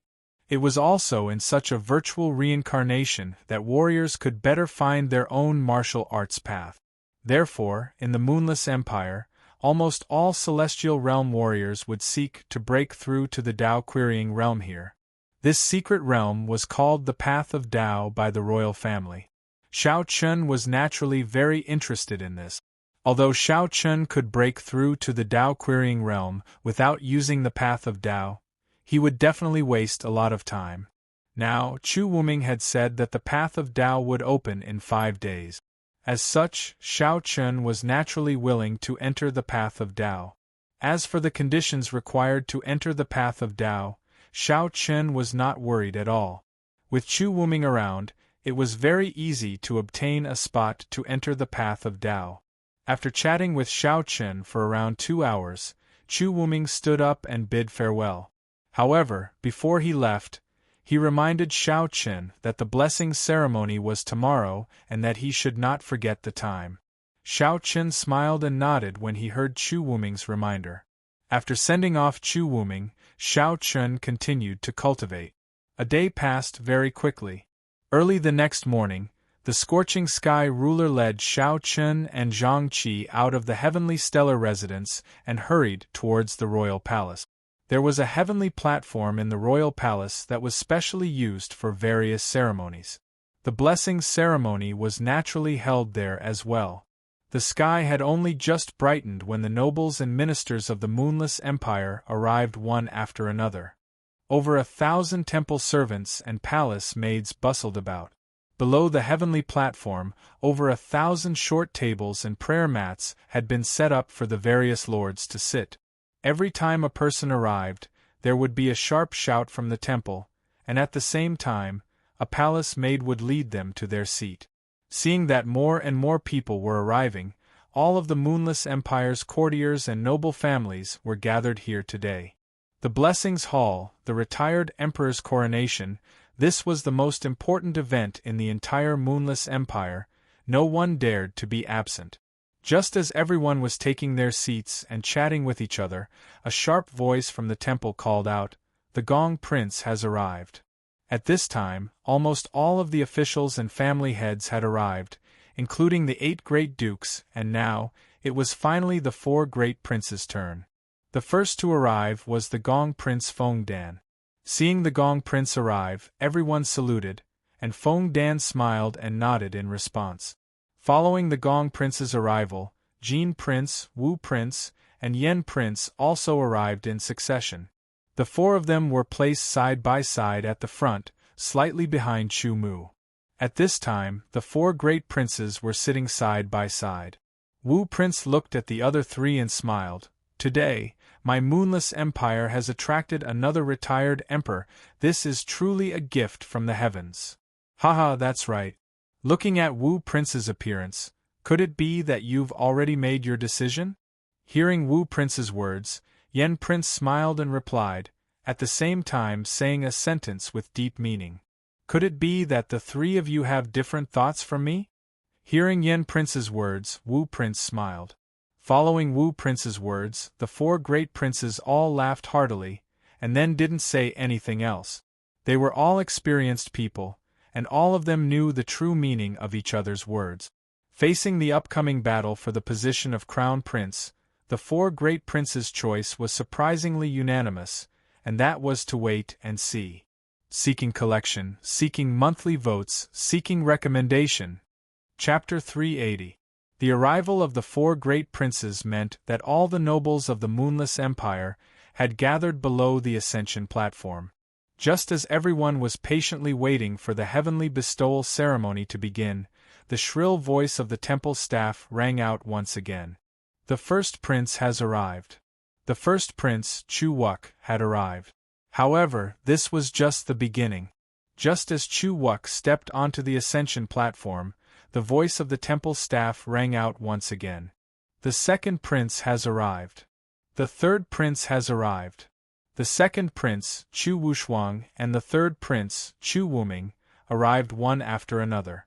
Following the arrival of the three princes, the three of them also gathered at the entrance of the ascension platform. This was not the first time he had seen Chu Wuk and Chu Wushuang, but Xiao Chen could clearly feel that the three brothers were really hostile when they were together. They did not come by themselves. Chu Wuming was accompanied by Xiao Chen, Zhang Qi, and Du Qingfeng. Chu Wuk and Chu Wushuang also had 3 people by their side. 4 of them were Dao sovereigns like Zhang Qi, while the other 2 were young men. They seemed to be around the same age as Xiao Chen. Ignoring the 4 Dao sovereigns, Xiao Chen's gaze immediately landed on the 2 young men who were following Chu Wushuang and Chu Wuk. Xiao Chen was able to sense that both of them were at the celestial being realm at the Great Fulfillment. However, despite their apparent cultivation, Xiao Chen still sensed a hint of danger from both of them. These 2 should be the core disciples of the Tianfeng Shengzong that Chu Wuming had mentioned. They were indeed very strong. At the very least, they were not any weaker than Xiao Chen and the other 10 great prides. These 2 could be considered the strongest people of the same generation that Xiao Chen had met since coming to the Tianhe continent. It was no wonder that Chu Wuming did not have anyone who could fight against them. Xiao Chen sized up the 2 of them. At the same time, the 2 of them were also sizing up Xiao Chen. A strange look flashed across their eyes. As great prides, their instincts were clearly very sharp. The 2 of them also felt a hint of danger from Xiao Chen. They thought to themselves, when did Chu Wuming have such a person by his side? Xiao Chen and the other 2 didn't say anything. Instead, it was Chu Wuk and his 2 brothers who were chatting happily. Chu Wuk cupped his hands and congratulated Chu Wuming. "Ha, congratulations, third brother. Big brother, where did this joy come from?" Hearing Chu Wuk's words, Chu Wuming lightly smiled and said, third brother, are you pretending you don't know anything? Today is Senior Fun Tian's heavenly bestowal ceremony. After the ceremony, won't third brother have your own backing? This way, your second brother will not be able to bully you as he pleases in the future, Chu Wuk replied with a smile. With a single sentence, he directed the flames of war to Chu Wushuang. You're speaking as if you haven't done anything to him before. Chu Wuk, don't think that I don't know about the rotten things you've done.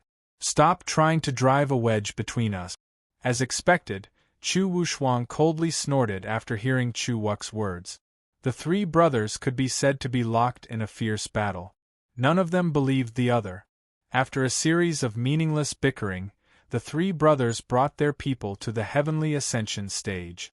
As princes, the actions of the 3 brothers were naturally second only to Chu Mu. The 4 great princes were seated behind Chu Mu on the left, while Chu Wuming and his brothers were seated behind Chu Mu on the right. Moreover, it was not only the 3 of them who were present. There were other princes and palace masters as well. Chu Mu had a total of 9 sons and 4 daughters. Today was the heavenly bestowal palace, so all the princes and princesses had to come. After Chu Wuming and his brothers were seated, the other princes and palace masters also arrived one after another. Sitting behind Chu Wuming, side by side with Zhang Qi and Du Qingfeng, Xiao Chen looked at the princes that arrived one after another. After a simple observation, he discovered that the other princes were indeed lacking compared to Chu Wuming and his brothers. It was no wonder that they had already withdrawn from the battle for the position of crown prince. In front of Chu Wuming and his brothers, they indeed did not have any right to speak. Indifferently looking at everything in front of him, Xiao Chen discovered that the various princes were clearly divided into different camps. For example, the seventh prince was clearly closer to Chu Wuming. Clearly, he was standing in the same camp as Chu Wuming. Perhaps it was because of this that the seventh prince was rather respectful to him. After greeting Chu Wuming, he even specially cupped his hands and bowed. "This must be Senior Xiao Chen. I've heard about you from my third brother. Your Highness is too courteous." Faced with the seventh prince's bow, Xiao Chen calmly replied. He did not have much contact with the seventh prince. After all the princes and princesses had arrived, Chu Mu finally appeared. Afterwards, Chu Qingshan and Chu Mubai, the two retired emperors, appeared in the sky at the same time and sat cross-legged in the air. They were also Dao emperors. Their status was the same as the Burning Sky ruler, so they were on the same level as the Heaven Ascension platform. Chu Qingshan and Chu Mubai sat cross-legged in the sky, while Chu Mu led all the nobles to sit below the Heaven Ascension platform. Then, accompanied by the sound of a bell, the Burning Sky ruler's figure appeared on the Heaven Ascension platform. The Heaven Ascension platform's appearance was very simple. It was just an ordinary platform with a simple appearance. However, the materials used were extremely extraordinary. They were all constructed from the high-quality and expensive 100-spirit jade. With the appearance of the Burning Sky ruler, the bestowal ceremony officially began. The entire process was known beforehand. At the beginning, it was to worship the heavens and thank the heavens for their bestowal to the Moonless Empire. After that, it was the conferring ceremony. Chu Mu personally read the words bestowed by the heavens and conferred the Burning Sky ruler as the third retired emperor of the Moonless Empire. From today onwards, he would bear the responsibility of being the protector of the Moonless Empire. The etiquette was very complicated. From start to finish, it took a full 4 hours before the bestowal ceremony finally ended. In front of all the nobles, the Burning Sky ruler officially became the third retired emperor of the Moonless Empire. Everyone congratulated him. However, at the same time, everyone knew very well that the situation of the Moonless Empire would probably undergo a huge change. It would change from a battle between two tigers to a tripartite confrontation in the future. As such, no one knew who would obtain the position of Crown Prince in the end. Everyone had their own ulterior motives. After the ceremony ended, Chu Mu announced the start of the banquet. At the same time, he gave amnesty to everyone. Soon, the maidservants came in with plates of spirit fruits, desserts, and meat. Everyone began to celebrate under the Heaven Ascension platform. On the surface, everyone was very happy, including Chu Mu. However, this was clearly only on the surface. In reality, everyone felt that this bestowal ceremony wouldn't end so easily. After all, the first prince and second prince couldn't just watch as Chu Wuming grew bigger. As expected, when the banquet was halfway through, the second prince, Chu Wushuang, stood up and shouted, "Everyone, today is the Burning Sky retired emperor's bestowal ceremony.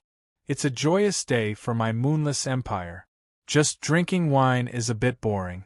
I suggest that we set up a stage so that everyone can compare notes with each other. Firstly, it can show the strength of my Moonless Empire. Secondly, it can also be used to congratulate my Moonless Empire in advance. Begging for collection, begging for monthly votes, begging for recommendation." Chapter 381. As soon as Chu Wushuang said this, the hearts of everyone present froze. As expected, Chu Wushuang clearly wouldn't allow Chu Wuming to rise so easily. Even if he couldn't stop him, he could still disgust him a little. Everyone present was either a court official who held great authority or the patriarch of a powerful clan. They were all experienced figures, so how could they not understand Chu Wushuang's intentions when they heard Chu Wushuang's words? Building an arena for everyone to spar. These words could deceive a 3-year-old child, but everyone present was famous and influential. How could they personally go up and spar at such a time? Moreover, even if they went up, who would they represent? This was clearly a battle between the three princes. If you went up, it would naturally mean that you represented one of the princes. It was precisely because of this that no one would go up on this arena. Of course, Chu Wushuang had never thought of letting anyone else go up. As soon as he finished speaking, Chu Wushuang glanced at the young man behind him and smiled. "Brother Yang Heng, I wonder if you're interested in sparring with someone?" When they heard Chu Wushuang's words, although it seemed like he was asking for Yang Heng's opinion, he was actually telling everyone that he was sending Yang Heng up. Who was Yang Heng? Everyone present was familiar with his identity. He was a core disciple from Tianfeng Xingzong, and he was an invincible existence among his peers. At this moment, Chu Wushuang had sent Yang Heng. His meaning was very clear. Whoever wanted to fight would send someone of the younger generation. This was obviously targeted at Chu Wuming. Now that Chu Wuming had the Burning Sky ruler behind him, Chu Wuk and Chu Wushuang were no longer able to suppress Chu Wuming in the Dao Emperor realm. As such, Chu Wushuang could only find other ways to suppress Chu Wuming. After thinking about it, the only person who could suppress Chu Wuming was Yang Heng. As a core disciple of Tianfeng Xingzong, Chu Wushuang was well aware of Yang Heng's strength. Although Chu Wuming had many followers of the younger generation, they were simply ants when compared to Yang Heng. Moreover, he had sent Yang Heng, so Chu Wuming could only send someone of the younger generation. Among the younger generation, Chu Wuming's side was no match for Yang Heng. When he heard Chu Wushuang's words, Yang Heng stood up and smiled. "I naturally won't refuse your highness' order." "Haha, good. Everyone, who is willing to exchange pointers with brother Yang Heng?" Yang Heng agreed. Chu Wushuang laughed loudly. In the face of Chu Wushuang's shout, no one present spoke. Chu Wushuang had clearly expected this, so he wasn't angry. Instead, he turned to Chu Wuming with a smile and said, "Third brother, I heard that a young genius has appeared by your side recently. How about it? Do you want him to exchange pointers with brother Yang Fan?" As he spoke, Chu Wushuang glanced at Xiao Chen from time to time. Obviously, the person he spoke of was naturally Xiao Chen. He hadn't seen Xiao Chen fight, but Chu Wushuang, who was well aware of Yang Heng's strength, clearly didn't think that Xiao Chen could go against Yang Heng. Today, Chu Wushuang wanted to send a message to everyone by allowing Yang Heng to defeat Xiao Chen in front of everyone. "Didn't you, Chu Wuming, rope in a great figure at the Dao Emperor realm? You possess the strength to go against me at the Dao Emperor realm, but what about the other aspects? I, Chu Wushuang, can't crush you either." To put it bluntly, Chu Wushuang wanted to tell everyone that Chu Wuming still didn't have the qualifications to go against him even with the heaven-scorching ruler. Chu Wuming was still too weak. He also wanted to remind the various powers that were wavering to think carefully about whether they should submit to Chu Wuming. As soon as he finished speaking, Chu Wushuang smiled at Chu Wuming and waited for his reply. At the same time, Chu Wuming, who was already in a difficult position, could only look helplessly at Xiao Chen. He'd already expected that Chu Wushuang and Chu Wuk wouldn't let him rise so easily. However, Chu Wuming hadn't expected that Chu Wushuang would actually go so far and force him into a dead end in front of so many people. Based on the current situation, no matter what Chu Wuming chose, he would definitely lose face today. If Xiao Chen didn't fight, it meant that he was afraid. On the other hand, if Xiao Chen chose to fight and lost in the end, it would mean that he wasn't a match for Chu Wuming. It would also cause Chu Wuming's status in the hearts of the various powers. In this way, it would be even more difficult to rope him in the future. Of course, if Xiao Chen could defeat Yang Heng, it would be a different story. However, Yang Heng was a core disciple of the Tianfeng Xingzong. Could Xiao Chen defeat him? Although he knew that Xiao Chen's battle prowess was extraordinary, Yang Heng wasn't an ordinary character. Chu Wuming wasn't confident in Xiao Chen's ability. Knowing what Chu Wuming was thinking, Xiao Chen, who hadn't said a word until now, slowly stood up. A faint smile appeared on his face as he said, "Since your highness second prince wants to spar, I naturally can't refuse. Xiao Chen agreed to fight. Hearing this, Chu Wushuang laughed heartily. He coldly glanced at Xiao Chen and said indifferently, "Haha, good. Then let this prince see how strong the people under third brother are." Xiao Chen agreed to fight. Very quickly, everyone cleared out a space below the Heaven Ascension platform and reinforced it with glyphs to prevent the shockwaves from the battle from spreading to other people. The glyphs were used to construct a space for the battle. Then, Xiao Chen and Yang Fan both came to the center of the glyphs. Immediately, the glyphs were activated and an invisible light curtain separated Xiao Chen and Yang Fan. Looking at Xiao Chen in the middle of the glyphs, Chu Wuming's face was still ugly. Beside him, the seventh prince also whispered, "Third brother, do you think Xiao Chen can win?" "I don't know. Brother Xiao Chen's strength is indeed extraordinary.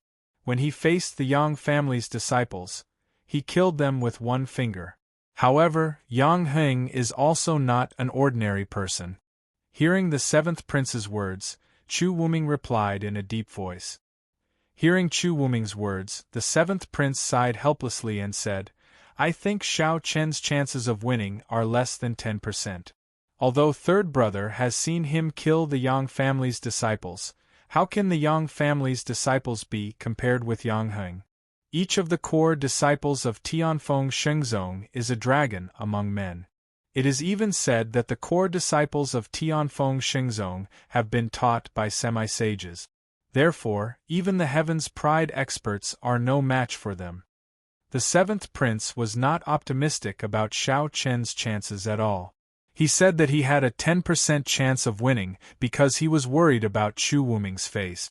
Otherwise, according to the seventh prince's real thoughts, Xiao Chen would lose without a doubt. Not only the seventh prince, but almost everyone present had the same thought. It was not that Xiao Chen was not good enough, but that Yang Heng was too strong. A core disciple of Glory sect was definitely not a joke. Every core disciple of Tianfeng Shengzong was the future successor of Glory sect. Their talent was unimaginable. Chapter 382. No one was optimistic about Xiao Chen, even Chu Qingshan and the other two sitting on the platform. Looking at Burning Sky Ruler, Chu Qingshan smiled and said, "This Xiao Chen is Burning Sky Ruler's nephew, right? Not bad, but it's a pity that he has met Yang Heng. He has no chance of winning." Knowing that Xiao Chen was Burning Sky Ruler's nephew, Burning Sky Ruler's face sunk when he heard Chu Qingshan's words. "Is that so? However, I feel that Chen will definitely win." Yang Heng was Tianfeng Shengzong's core disciple. His strength was strong, but Burning Sky Ruler didn't believe Xiao Chen would lose. So what if he was a core disciple of the sacred sect? In the heavenly Chen continent, how could Yang Heng understand the training Xiao Chen and the others had gone through? At such a young age, he had participated in a battle of over 10 million people. At the same time, he had fought Hao Tian and the other demon saints' direct disciples. Without any exaggeration, in terms of training, Xiao Chen definitely left Yang Heng in the dust. Compared to Xiao Chen, Yang Heng was a flower in a greenhouse. Thus, what reason did Xiao Chen have to lose? Burning Sky Ruler was very dissatisfied with Chu Qingshan's words, but Chu Qingshan didn't mind. He smiled and said, "Since Burning Sky Ruler doesn't believe me, how about the three of us make a bet? Let's bet on whether Xiao Chen can win or not." Okay. Facing Chu Qingshan's suggestion, Burning Sky Ruler didn't hesitate to agree. The three retired emperors immediately began a grand gamble. Their bets were naturally not cheap, especially Chu Qingshan and Chu Mubai. Many of the bets they took out were treasures that the Burning Heaven Dominator had never seen before. However, they were extremely precious treasures that were of great help to cultivation. It had to be said that in terms of cultivation resources, the Heavenly River continent was indeed much richer than the Heavenly Chen continent. Compared to Chu Qingshan and Chu Mubai, Burning Sky Ruler didn't have as many precious cultivation resources. However, Burning Sky Ruler had spirit stones. Spirit stones of similar value could also be used as bet.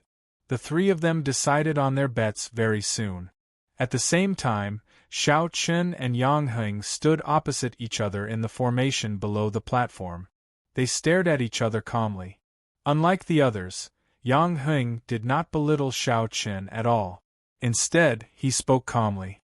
I was able to become a core disciple of Tianfeng Xingzong because my perception is naturally stronger than others, especially when it comes to danger.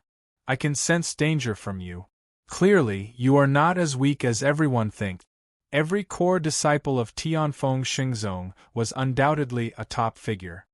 Hearing Yang Heng's words, Xiao Qin gave a noncommittal smile.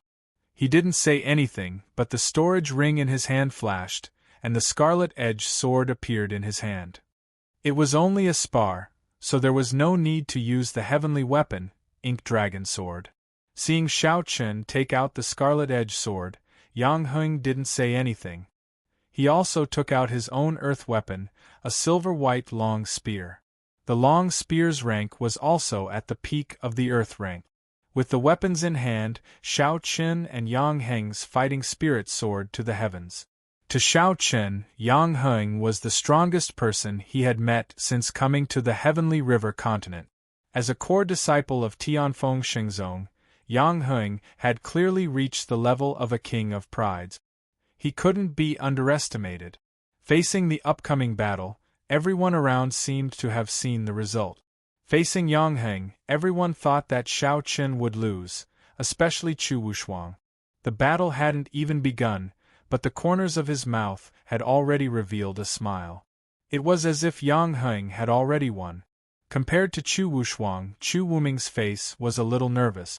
On one hand, Chu Wuming hoped that Xiao Chen could defeat Yang Heng, but on the other hand, Chu Wuming felt that his chances were slim. Xiao Chen was strong, but Yang Heng was definitely not an ordinary person. It could be said that except for the Burning Sky ruler and Zhang Qi, no one else was optimistic about Xiao Chen's chances. Under the watchful eyes of the crowd, Xiao Chen and Yang Heng moved at the same time. Their feet moved, and they rushed towards each other at the same time. When they were still 3 meters apart, Yang Heng directly stabbed out with his spear. For a moment, a series of sonic booms rang out. However, from these sonic booms, it wasn't difficult to see the power of Yang Heng's spear. So strong. If it were any other Sky Realm warrior, they probably wouldn't be able to block this spear. Facing Yang Heng's spear, many of the nobles present couldn't help but exclaim. Although Yang Heng was very famous, only a few people had actually seen him in action. Now that they had seen Yang Heng's strength with their own eyes, everyone present turned pale with fright. Compared to the shock of these people, the young man sitting behind the first prince, who was also a core disciple from Tianfeng Xingzong like Yang Heng, smiled faintly. Junior brother Yang Heng has the title of Little Spear God in our Tianfeng Xingzong. Regarding Yang Heng's strength, the young man was very calm. He was also from Tianfeng Xingzong, and they were fellow disciples. He naturally knew how strong Yang Heng was. Yang Heng's spear had completely stunned everyone. Some people even thought that Xiao Chen wouldn't be able to block this spear and would be defeated in a single move. Some people already thought that Xiao Chen was going to lose. However, such thoughts were obviously impossible. Facing Yang Heng's powerful spear, Xiao Chen's face didn't have the slightest trace of panic. His body moved, and with an exquisite move, he dodged Yang Heng's spear. Then, he fiercely raised the sword in his hand and pierced it towards Yang Heng's heart. From dodging to thrusting the sword, the entire process could be said to be like moving clouds and flowing water. Seeing Xiao Chen's series of movements, many people present were stunned. Previously, they thought that Xiao Chen wouldn't be able to block this spear. However, in the blink of an eye, Xiao Chen had perfectly neutralized Yang Heng's attack. At the same time, he had also switched from defense to offense. Beautiful! Someone unconsciously praised. Xiao Chen's series of movements could indeed be called perfect. The seventh prince, who was also staring at Xiao Chen, also had a look of disbelief on his face. As the saying goes, one can tell whether a person is an expert as soon as he makes a move. Previously, he thought that Xiao Chun couldn't possibly be Yang Heng's opponent, but now, just based on this series of movements, it was not difficult for the seventh prince to see that Xiao Chen's strength was simply boundless. If it were anyone else, it would be impossible for them to withstand Yang Heng's attack. Third brother, this. The seventh prince found that he had completely misjudged Xiao Chun. He couldn't help but cry out. Hearing the seventh prince's cry, Chu Wuming was completely stunned. He had seen Xiao Chun in action, but only once. At that time, Xiao Chun only used a finger to kill a member of the Yang family, so Chu Wuming didn't understand Xiao Chun's combat strength. But now, although it was only a brief encounter, Xiao Chen's performance made Chu Wuming very clear that Xiao Chen's strength was much stronger than he had imagined. Chapter 383. Xiao Chen's strength was far beyond Chu Wuming's imagination. Previously, he only thought that Xiao Chen was not weak, but now it seemed that Xiao Chen was more than not weak. He could be said to be heaven-defying. In just a short move, Xiao Chen and Yang Heng's performance had already shocked everyone present, especially Xiao Chen. Everyone could not understand where such a peerless genius had come from. Facing Xiao Chen's sword, Yang Heng's eyes flashed with a touch of surprise. He had already felt that Xiao Chen was very strong, but Yang Heng was still confident that he could defeat Xiao Chen. However, facing this sword, Yang Heng's confidence quickly began to crumble. Xiao Chen's strength was beyond Yang Heng's expectations. This was a person who was not weaker than himself. It was hard to imagine that in this small moonless empire, there was a peer who was not weaker than himself. After all, Yang Heng was a core disciple of Tianfeng Xingzong. There was no time to think, because Xiao Chen's sword had already gone straight for Yang Heng's heart. Without hesitation, Yang Heng quickly retreated. At the same time, relying on the advantage of the spear, Yang Heng swept the spear horizontally. The momentum was heavy, as if he wanted to directly cut Xiao Chen in half. Facing Yang Heng's counterattack, Xiao Chen did not retreat. Instead, he rushed directly towards Yang Heng. At the same time, a surge of sword intent erupted from Xiao Chen's body. Sword intent, you! Feeling that a terrifying sword intent had erupted from Xiao Chen's body, Yang Heng turned pale with fright. How was this possible? Xiao Chen had actually comprehended the power of sword intent. Although Yang Heng had also comprehended spear intent, he was a core disciple of Tianfeng Xingzong. It was natural for him to comprehend spear intent. But what about Xiao Chen? Who was he? How could he have comprehended sword intent? Even in Tianfeng Xingzong, those who could comprehend the power of concept before the age of 30 were basically core disciples. Ordinary disciples simply couldn't do it. Feeling the sword intent that exploded from Xiao Chen's body, not only Yang Heng, but everyone present was stunned. Even Chu Qingshan and Chu Mu Bai on the Heaven Ascension platform narrowed their eyes and said, "Sword intent, this child has comprehended sword intent." Previously, they thought that Xiao Chen was definitely not a match for Yang Heng. However, as soon as the battle began, Xiao Chen proved with his strength that he was not as weak as everyone thought. Facing Chu Qingshan and Chu Mu Bai's shock, the nearby Burning Sky Sovereign smiled. Xiao Chen had never disappointed these old fellows before. Suddenly, he recalled Xiao Chen's entire life experience. He knew that Xiao Chen was born in a small city in the Eastern Sun region. From there, Xiao Chen could be said to have created countless miracles.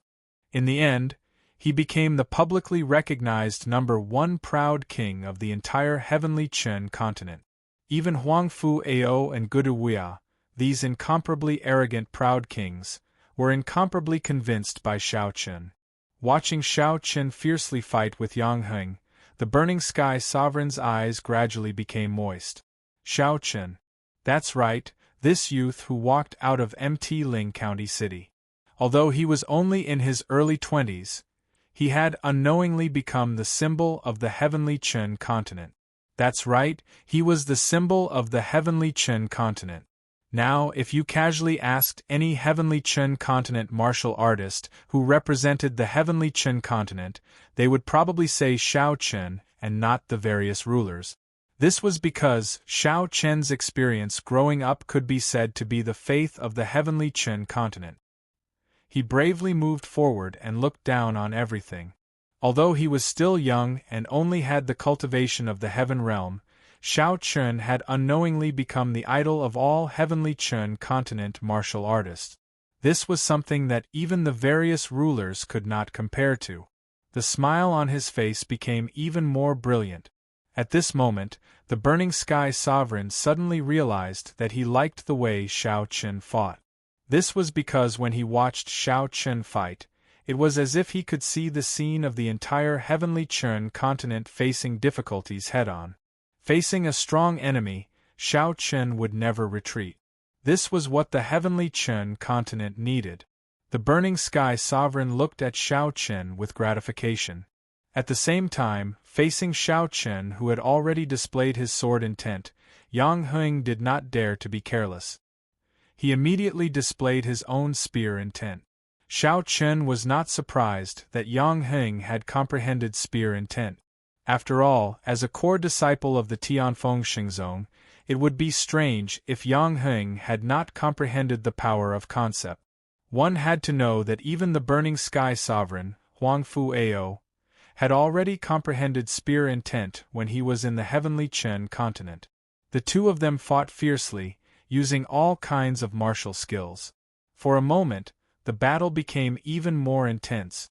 Yang Heng pointed his finger and displayed the pure June sword finger. Facing Shao Qin's finger, Yang Heng chose to take it head-on. However, just as Yang Heng successfully blocked the pure June sword finger, Shao Qin took the opportunity and displayed the Dragon Spring sword finger. A dragon roared. Facing the Dragon Spring sword finger's attack, Yang Heng's expression changed slightly. However, this was not the end. Just as the Dragon Spring sword finger was about to reach Yang Heng, Shao Qin pointed his finger again and displayed the Tai Yi sword finger. Facing Yang Heng, Shao Qin's idea was very simple. He wanted to directly crush Yang Heng. Therefore, he did not have the slightest intention of taking advantage of the situation. The pure June sword finger, the Dragon Spring sword finger, and the Tai Yi sword finger. The three attacks were each stronger than the last. At this moment, Yang Heng's expression finally changed completely. I can't block it. Facing Shao Qin's series of attacks, this was Yang Heng's first thought. In fact, among the core disciples of the Tianfeng Xingzong, Yang Heng's strength was not his combat strength, but his perception. He was born with a perception that surpassed ordinary people, and this was the main reason why Yang Heng could become a core disciple. Therefore, compared to the other core disciples, Yang Heng's combat strength was not considered strong. At this moment, facing Shao Qin's series of attacks, Yang Heng was already showing signs of defeat. With his extraordinary perception, Yang Heng did not even need to personally experience Shao Qin's attacks to know that he could not block them. If he had to take Shao Qin's Dragon Spring sword finger and Tai Yi sword finger head-on, he would definitely be seriously injured. Stop, stop, stop, I admit defeat. Yang Heng had no intention of fighting head-on. He directly opened his mouth and admitted defeat. Hearing Yang Heng's words, Shao Qin was also stunned. Yang Heng admitted defeat so easily? Then, Shao Qin stopped his movements and took the initiative to shift the Dragon Spring sword finger and Tai Yi sword finger's attacks, allowing them to brush past Yang Heng's body. Shao Qin could not believe that a core disciple of the Glory sect would admit defeat so easily without even putting up a fight. Shao Qin felt helpless about this. The young man sitting behind Chu Wuk, who was Yang Heng's senior brother, had a bitter smile on his face. Here it comes again. Junior brother Yang Heng has always been like this. He never had any desire to win. Among the core disciples of the Tianfeng Xingzong, Yang Heng was definitely an anomaly. Moreover, Yang Heng never cared about the outcome of a battle. As soon as he was defeated, Yang Heng would immediately choose to admit defeat without any psychological pressure. Begging for collection, begging for monthly votes, begging for recommendations. Chapter 384. Yang Heng directly chose to surrender. Moreover, from the looks of it, he didn't seem to be unwilling at all. His expression was still the same as before, and he even gave off a feeling of relief. However, the most puzzling thing was that after Yang Heng surrendered, he actually took the initiative to approach Xiao Chen. With a smile on his face, he cupped his fists towards Xiao Chen and said, "Brother Xiao Chen's strength is really unexpected. I wholeheartedly accept my loss." He wasn't angry because of his defeat, nor was he embarrassed in the slightest. Hearing Yang Heng's words, Xiao Chen helplessly smiled bitterly. This guy was really, how should he put it? He stood aloof from worldly affairs. He didn't seem to have any desire for victory or defeat. Whether he won or lost, it didn't matter to Yang Heng. Facing such a Yang Heng, Xiao Chen couldn't help but think of the distant Flame King, Feng Lingye. He was also such a person. Although Feng Lingye had been defeated by him before, it wasn't difficult to see that Feng Lingye didn't care about such a defeat at all. He was very similar to Yang Heng. However, Feng Lingye was more carefree than Yang Heng. All along, Xiao Chen and the other proud kings had said that Feng Lingye was a heartless person. The only thing that could make Feng Lingye care about was his wife, Su Jin. Apart from Su Jin, Feng Lingye didn't care about anything else.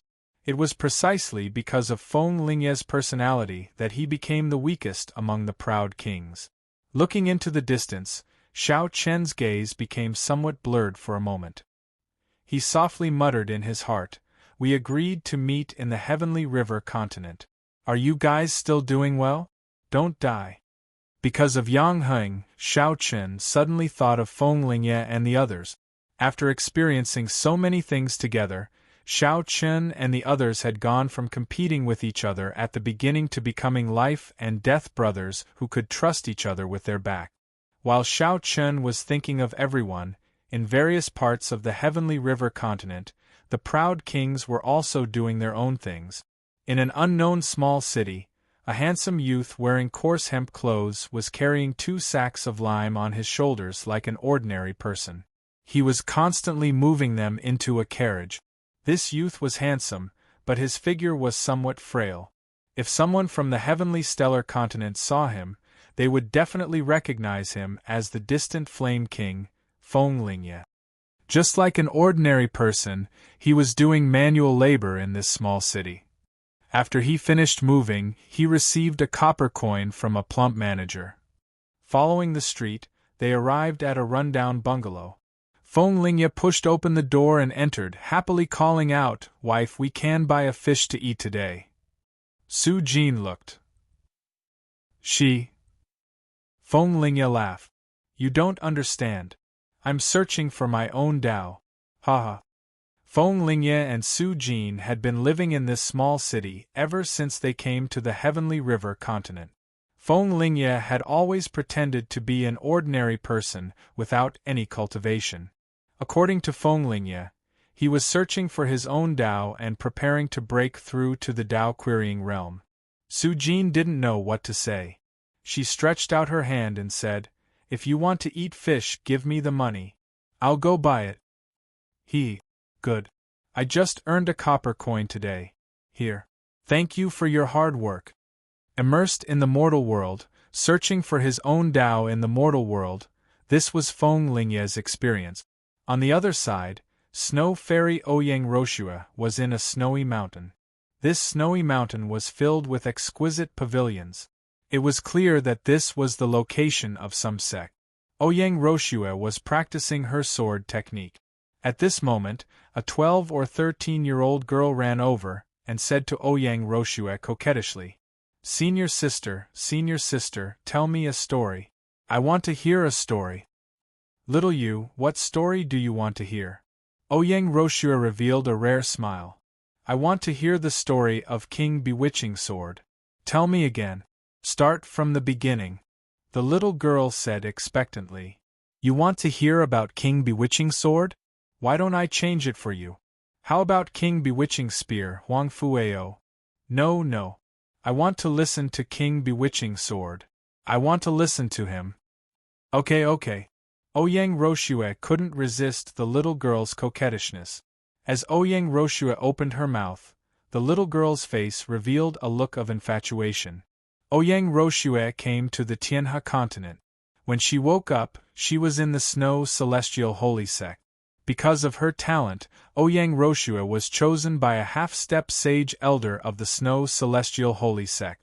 The little girl in front of her was her master's granddaughter.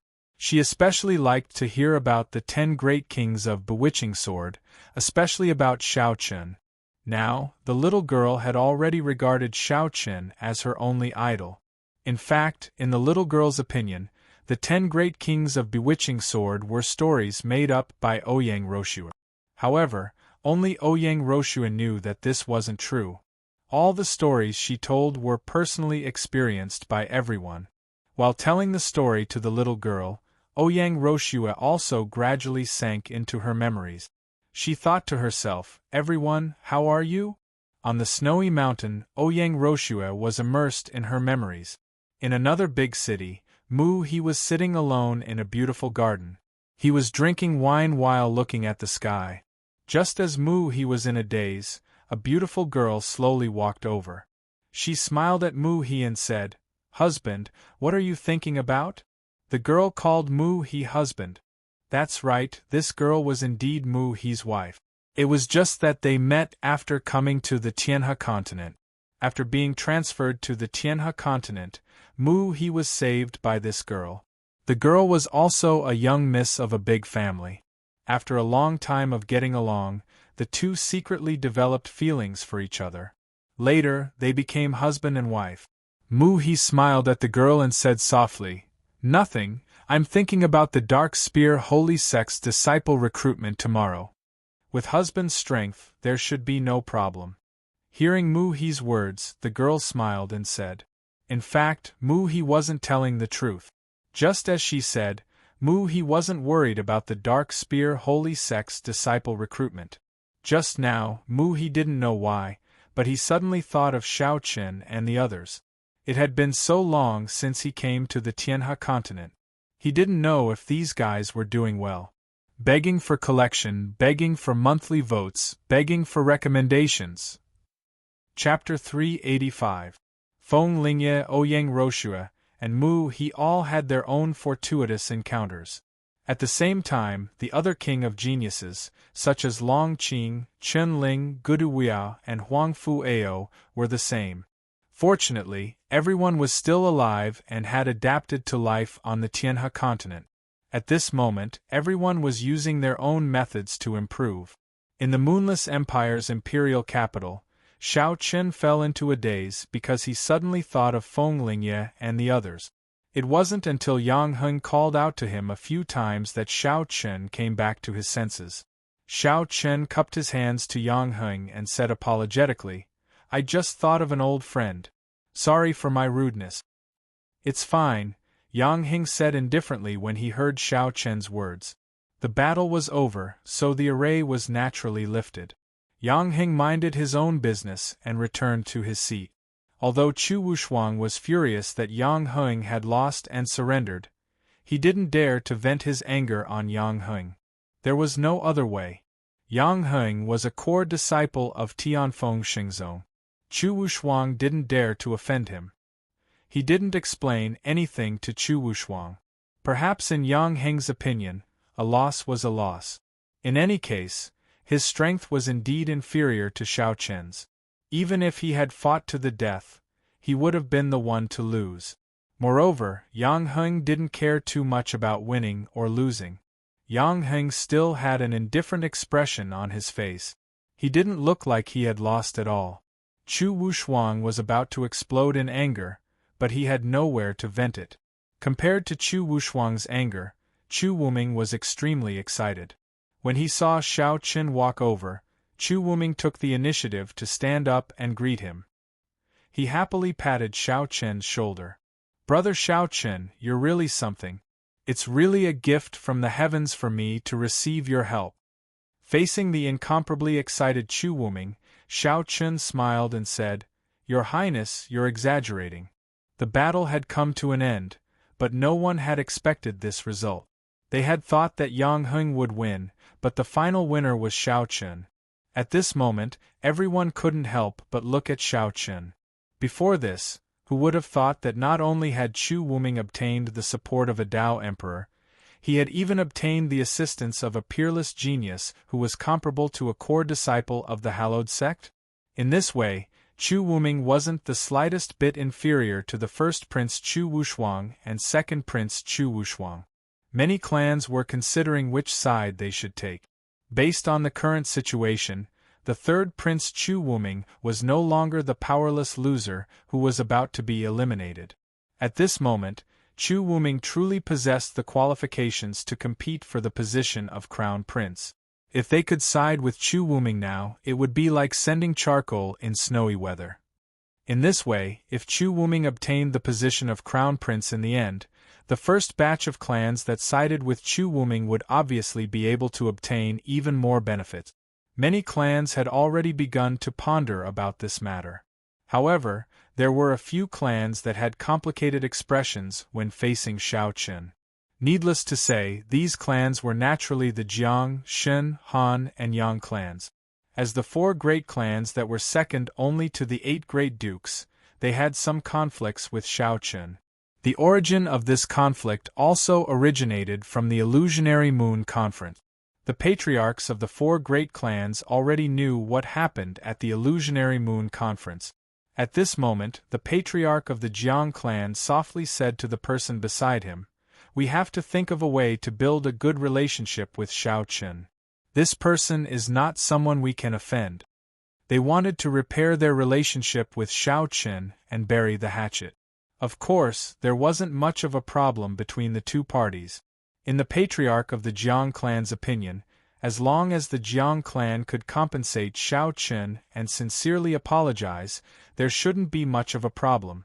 Like the Jiang clan, the other 3 clans also had the same thought. Since they already knew Shao Chun's identity, the 4 great clans obviously wouldn't make Shao Chun an enemy. Not to mention Shao Chun's own strength. Just the third prince's high regard for Shao Chun was not someone the 4 great clans could offend. Furthermore, Shao Chun's uncle had now become the empire's 3rd retired emperor. As such, the 4 great clans didn't have the slightest bit of temper. Compared to the other 3 clans, the Yang clan was clearly the most troublesome. After all, only the Yang clan had truly fought with Shao Chun that day. Although the Yang clan's disciple was instantly killed by Shao Chun, who knew if Shao Chun would still remember this matter? If the Yang clan wanted to repair their relationship with Shao Chun, it would obviously be much more difficult than the other 3 clans. The patriarch of the Yang clan was also very clear about this. He had already secretly decided that after the bliss ceremony ended, he would personally head to the heavenly stellar residence tomorrow to apologize to Shao Chun. The patriarch's personal visit clearly showed his absolute sincerity. This was also the Yang clan's only method at the moment. Not knowing the thoughts of these powerful clans, the victorious Shao Chun didn't change much. He continued to sit calmly behind Chu Wuming. As Shao Chun and Yang Heng's battle ended, Chu Mu quickly announced the end of the bliss ceremony and left first. However, before he left, Chu Mu glanced indifferently at Shao Chun. Perhaps Shao Chun's performance today had indeed caused Chu Mu to have a whole new level of respect for him. Chu Mu left. As for Chu Qingshan and the other 2, they had already left after the outcome of the battle was decided. Today, Chu Qingshan and Chu Mu Bai had both lost quite a few good things to the Burning Heaven Dominator. The 2 of them clearly didn't have the mood to stay any longer. After the 3 retired emperors and Chu Mu left, the people of the various large clans relaxed a lot. Many of them took the initiative to propose a toast to Chu Wuming.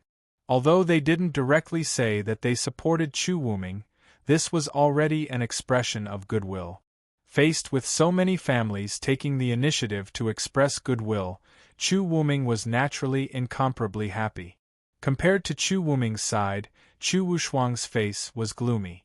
Although there were families that came to propose a toast to him, Chu Wushuang wasn't interested at all. Therefore, he didn't stay for long. Very quickly, Chu Wushuang brought his people and left. However, as he left, Chu Wushuang coldly glanced at Chu Wuming and Xiao Chen. From the expression in his eyes, it wasn't hard to see that a thick killing intent had already emerged in his heart. The entire heavenly bestowal ceremony proceeded very smoothly. As for who was the biggest winner today, it was naturally Chu Wuming. In front of all the nobles and powerful clans, Chu Wuming had fiercely shown his face today. As such, Chu Wuming had truly obtained the recognition of the various large clans. At the same time, he could be considered to have the qualifications to continue competing for the position of Crown Prince. After personally sending Xiao Chen back to the heavenly stellar residence, Chu Wuming saw that it was already late and didn't leave. Xiao Chen also had people arrange a room for Chu Wuming. After settling down Chu Wuming, Xiao Chen slowly walked back to his residence. After a day, Xiao Chen was also quite tired. To be honest, Xiao Chen didn't like such a large-scale celebration. The feeling was worse than having Xiao Chen fight. Begging for collection, begging for monthly votes, begging for recommendations. Chapter 386. After returning to his room, Xiao Chen sat cross-legged on a cushion with his eyes slightly closed, and he began his daily cultivation. After a night of silence, when Xiao Chen woke up from his cultivation early in the morning, Gu Xiu reported to Xiao Chen that the third prince, Chu Wuming, had arrived. During this period of time, Gu Xiu had practically become Xiao Chen's personal attendant. Gu Xiu didn't reject the fact that a Dao King realm cultivator had become his attendant at all. Conversely, he was very happy. Perhaps in his opinion, he would be able to obtain more fortuitous encounters by following by Xiao Chen's side. After all, Xiao Chen was a miracle in the eyes of the cultivators of the heavenly Chen continent. When he heard that Chu Wuming had arrived, he slept in the heavenly stellar residence last night and asked Gu Xiu to bring him to the garden. Xiao Chen washed up before walking towards the garden unhurriedly. The heavenly stellar residence in the imperial capital had been arranged by Chu Wuming. It was extremely large and beautifully decorated. Not only did it have a garden, there were also bamboo courtyards, artificial mountains, artificial lakes, and various other sights. It could be said to be extremely luxurious. When Xiao Chen arrived at the garden, Chu Wuming, who had arrived first and was seated in the pavilion, immediately stood up and knelt down towards Xiao Chen, who walked over. When he saw Chu Wuming actually bow so respectfully to him, Xiao Chen quickly walked over and personally helped Chu Wuming up. He feigned surprise and bewilderment as he said, "Your Highness, why are you doing this?" "Brother Xiao Chen, it's the fortune of my lifetime to be able to obtain Brother Xiao Chen's assistance," Chu Wuming replied when he heard Xiao Chen's words. After yesterday's incident, Chu Wuming completely understood that Xiao Chen wasn't as simple as he thought. In terms of strength, Xiao Chen was superior to Yang Heng, so Chu Wuming was simply the fortune of 3 lifetimes to be able to obtain Xiao Chen's assistance. It was precisely because he realized this that Chu Wuming's attitude towards Xiao Chen underwent a 180-degree change. It was just like how Chu Wuk and Chu Wushuang treated Yang Heng and the others with an extremely respectful attitude. This was obvious from how Chu Wushuang didn't dare to criticize Yang Heng even though he was filled with rage yesterday. He completely raised Xiao Chen to the same level as Yang Heng and Chu Wuk. When he heard Chu Wuming's words, Xiao Chen smiled and said, "Your Highness, there's no need to be like this." Xiao Chen said that he would help Your Highness, so he definitely won't go back on his word. Furthermore, didn't Your Highness help Xiao Chen a lot? Look at everything in front of you, isn't it all thanks to Your Highness? As he spoke, Xiao Chen dragged Chu Wuming into the pavilion. The two of them sat opposite each other. When he heard Xiao Chen's words, Chu Wuming's face was filled with gratitude. At the same time, Chu Wuming felt incomparably fortunate to be able to meet someone like Xiao Chen. If he hadn't met Shao Chen, Chu Wuming would probably have already withdrawn from the battle for the position of Crown Prince. Furthermore, it was hard to say whether he would still be alive. Chu Wuk and Chu Wushuang could let the other princes off, but they definitely wouldn't let him off. Similarly, if Chu Wuming were to gain power, it would be the same. As for his other brothers, Chu Wuming could let them be free and unfettered princes, because these brothers would not pose the slightest threat to him. However, it was different for Chu Wuk and Chu Wushuang. Even if they were blood-related brothers, Chu Wuming would definitely not let the two of them live in this world. Shao Chen gave Chu Wuming hope. It could even be said that he saved Chu Wuming's life. The two of them chatted in the garden. Of course, it was more about Chu Wuming thanking Shao Chen. While the two of them were talking, Gu Xiu came to Shao Chen's side and said softly, "Young master, the head of the Yang family is here to apologize." Hearing Gu Xiu's words, Shao Chen smiled. Shao Chen naturally knew why the head of the Yang family was here to apologize. It was obviously because of the illusionary moon conference. Looking at Chu Wuming, Shao Chen smiled and said, "I'm afraid your highness will have a great help today." After saying that, Shao Chen turned to Gu Xiu and said, "Bring him in." The arrival of the head of the Yang family was not surprising to Shao Chen, and there was nothing to be happy about. However, to Chu Wuming, it was of great significance because today, Shao Chen had absolute confidence that he could make the Yang family rely on Chu Wuming. This way, Chu Wuming's power would expand further, and he would be closer to his two older brothers. Not long after, Gu Xiu brought the head of the Yang family in. He had seen the head of the Yang family yesterday, but he did not pay much attention to him. The head of the Yang family was tall and strong, with a square face, thick eyebrows, and big eyes. Just by looking at his appearance, he gave off a forthright feeling. In fact, that was indeed the case. The head of the Yang family was indeed forthright and did not have any schemes. In the Jiang, Shun, Han, and Yang families, the head of the Yang family could be said to be a martial artist through and through. He quickly walked in front of Shao Chen and Chu Wuming. He did not expect Chu Wuming to be here as well. The head of the Yang family was stunned at first, but he quickly bowed to the two of them and said, "Minister Right General Yang Jian greets His Highness the Third Prince and young Master Shao." Looking at Yang Jian, Shao Chen spoke first. "General Yang is too courteous. May I know why the general is here today?" Without beating around the bush, Shao Chen went straight to the point. Hearing this, Yang Jian was a straightforward person and immediately told the truth about the purpose of his visit. It was mainly to apologize to Shao Chen. Hearing Yang Jian's words, Shao Chen fell into silence.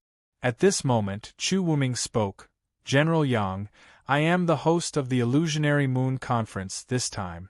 To be honest, the Yang family has indeed gone a bit overboard. They actually wanted to harm Brother Shao." Shao Chen was silent. In addition to Chu Wuming's words, Yang Jian became anxious and immediately knelt in front of Shao Chen, hoping to obtain Shao Chen's forgiveness. As a general, Yang Jian naturally did not have many tricks up his sleeve. He knew that he could not offend Shao Chen, so he could only try his best to obtain Shao Chen's forgiveness. After taking out enough sincerity, Shao Chen did not have any resentment towards Yang Jian. Looking at Yang Jian kneeling on the ground, Shao Chen personally helped him up and spoke with a smile. "General Yang, what are you doing? This is too serious, too serious. If you want to resolve this matter, it is simple. If General Yang is willing to work for your highness, then what is the grudge between us?" Hearing Shao Chen's words, Yang Jian quickly reacted. Evidently, Shao Chen wanted to help Chu Wuming win over the Yang family. Looking at Shao Chen, then at Chu Wuming, Yang Jian hesitated for a moment before clasping his hands and bowing to Chu Wuming. He said in a serious tone, "The Yang family is willing to work for your highness." Hearing Yang Jian's words, Chu Wuming was overjoyed. Obtaining the support of the Yang family was indeed a huge help to Chu Wuming. Immediately, Chu Wuming personally invited Yang Jian to sit and spoke with a smile. General Yang is a pillar of the empire. Now that I can obtain your help, my great cause will be successful. Haha. Please add, please vote, please recommend. Chapter 387. After successfully winning over the Yang family, Chu Wuming was extremely happy. He held a banquet in his palace and invited everyone around him. Xiao Chen wasn't willing to participate in such a banquet, but since Chu Wuming personally invited him, Xiao Chen finally agreed. That night, everyone gathered in Chu Wuming's palace. After defeating Yang Heng last time, Xiao Chen successfully entered everyone's field of vision. He directly sat side by side with Chu Wuming. From this, it could be seen that Chu Wuming relied heavily on Xiao Chen. The banquet lasted until late at night. Under Gu Xiu's protection, Xiao Chen returned to the dustless residence. In the next 2 days, the Jiang, Shen, and Han families also sent people to deliver a lot of treasures.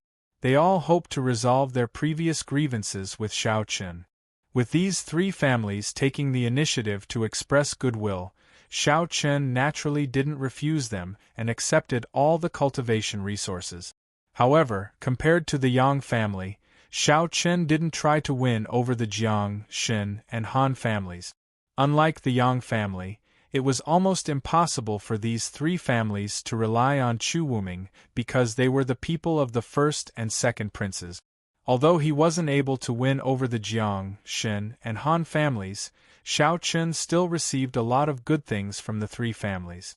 He kept the things that were useful for his own cultivation, and the rest, Xiao Chen also distributed to everyone. It could be said that since entering the imperial capital, everyone in the heavenly Chen continent had never lacked cultivation resources.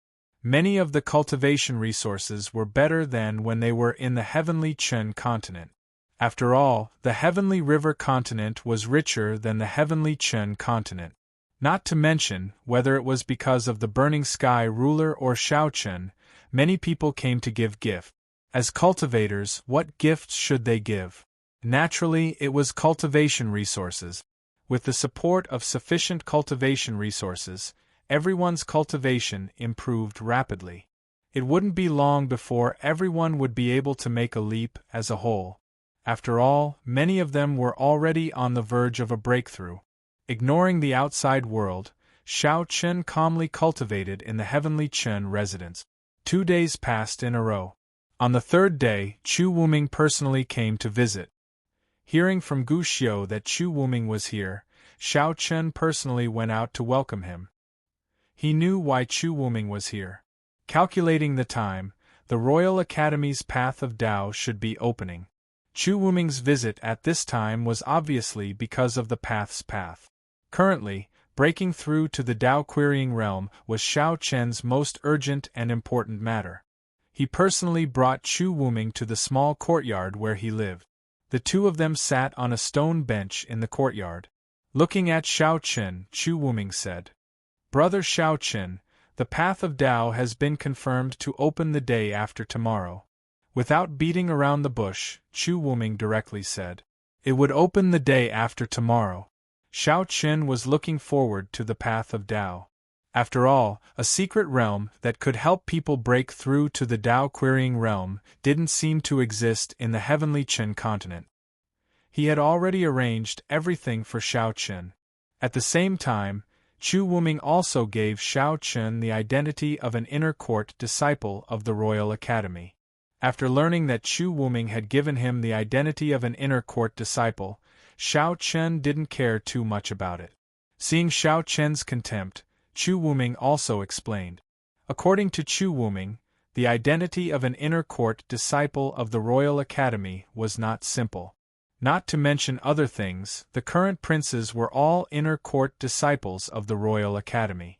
At the same time, Yang Heng and his senior brother were also inner court disciples. Yang Heng and the others are core disciples of Tianfeng Shengzong. Can they also enter the Royal Academy? Hearing that Yang Heng and his senior brother were also inner court disciples of the Royal Academy, Xiao Chen asked curiously, "Weren't the 2 of them core disciples of Tianfeng Shengzong?" Facing Xiao Chen's question, Chu Wuming patiently explained, "Brother Xiao Chen, you may not know this, but the Royal Academy is different from a sect. Compared to a sect, the Academy has more freedom. Joining the Academy is only for learning and cultivation. Moreover, there is a limit to the number of years you can join. It's not like a sect, where once you join, it's for a lifetime." After explaining the difference between an academy and a sect to Xiao Chen, Chu Wuming explained many benefits of being an inner court disciple of the Royal Academy. Since Yang Heng and his senior brother could join, there were obviously many benefits in the Royal Academy. Needless to say, the path of Tao was one of them. There were also many other cultivation resources in the Royal Academy. Moreover, other than the path of Tao, the Royal Academy also had other secret realms that were helpful for cultivation. It was precisely because there were so many benefits that Yang Heng and his senior brother became students of the Academy. It was not an exaggeration to say that more than half of the cultivation resources in the entire Moonless Empire had been invested by the royal family into the Royal Academy. Therefore, cultivating in the Royal Academy was absolutely beneficial. Moreover, the Academy did not require one to be loyal to it for life. Therefore, there was no need to worry too much about joining the Academy. After chatting with Chu Wuming for a long time, Xiao Chen had a general understanding of the Royal Academy. The entire Royal Academy was divided into the outer court and the inner court. Generally, students who entered the Royal Academy would start from the outer court. The outer court only accepted students under the age of 25, and their cultivation must have reached the Earth realm. After entering the outer court, they had 5 years to study. If they could successfully break through to the heaven realm within 5 years, they could enter the inner court. If they could not break through, they could only complete their studies and choose to leave the Royal Academy. After entering the inner court, they had a maximum of 50 years to study. However, unlike the outer court, everyone could only stay in the inner court for 50 years. After 50 years, no matter what realm they broke through, they would have to leave the academy. Of course, unless they became a teacher of the academy, then they could stay in the academy forever. The royal family established the Royal Academy to firmly control the power in their hands. As the Royal Academy only accepted geniuses, most of the people who graduated would enter the imperial court. These people were nurtured by the royal family, so they were naturally incomparably loyal to the royal family. It could be said that the current influential officials in the imperial court, including the 4 great princes and the 8 great dukes, had all graduated from the Royal Academy. After explaining the general situation of the Royal Academy to Xiao Chen, Chu Wuming continued. However, this time, Chu Wuming's tone and expression were extremely serious. To be honest with you, brother Xiao Chen, the most intense competition between Chu Wuk, Chu Wushuang, and I is within the Royal Academy. Unlike the outer court, the inner court is divided into 3 courts. Now, each of us is in control of one of the courts. Therefore, I would like to ask brother Xiao Chen to speak to Senior Fun Tian. I hope that Senior Fun Tian can become the director of the Royal Academy. The reason why he arranged for Xiao Chen to enter the academy was not only because cultivating in the academy was extremely beneficial to Xiao Chen, but also because Chu Wuming had a request for him. Begging for collection, begging for monthly votes, begging for recommendations. Chapter 388. The inner court was divided into 3 courtyards: heaven, earth, and mortal. This was a tradition that had been maintained since the Royal Academy was founded. The reason why the inner court was divided into 3 courtyards was to encourage inner court disciples to cultivate diligently. The distribution of resources in the inner court wasn't fair. Instead, it was distributed according to the strength of the 3 courtyards.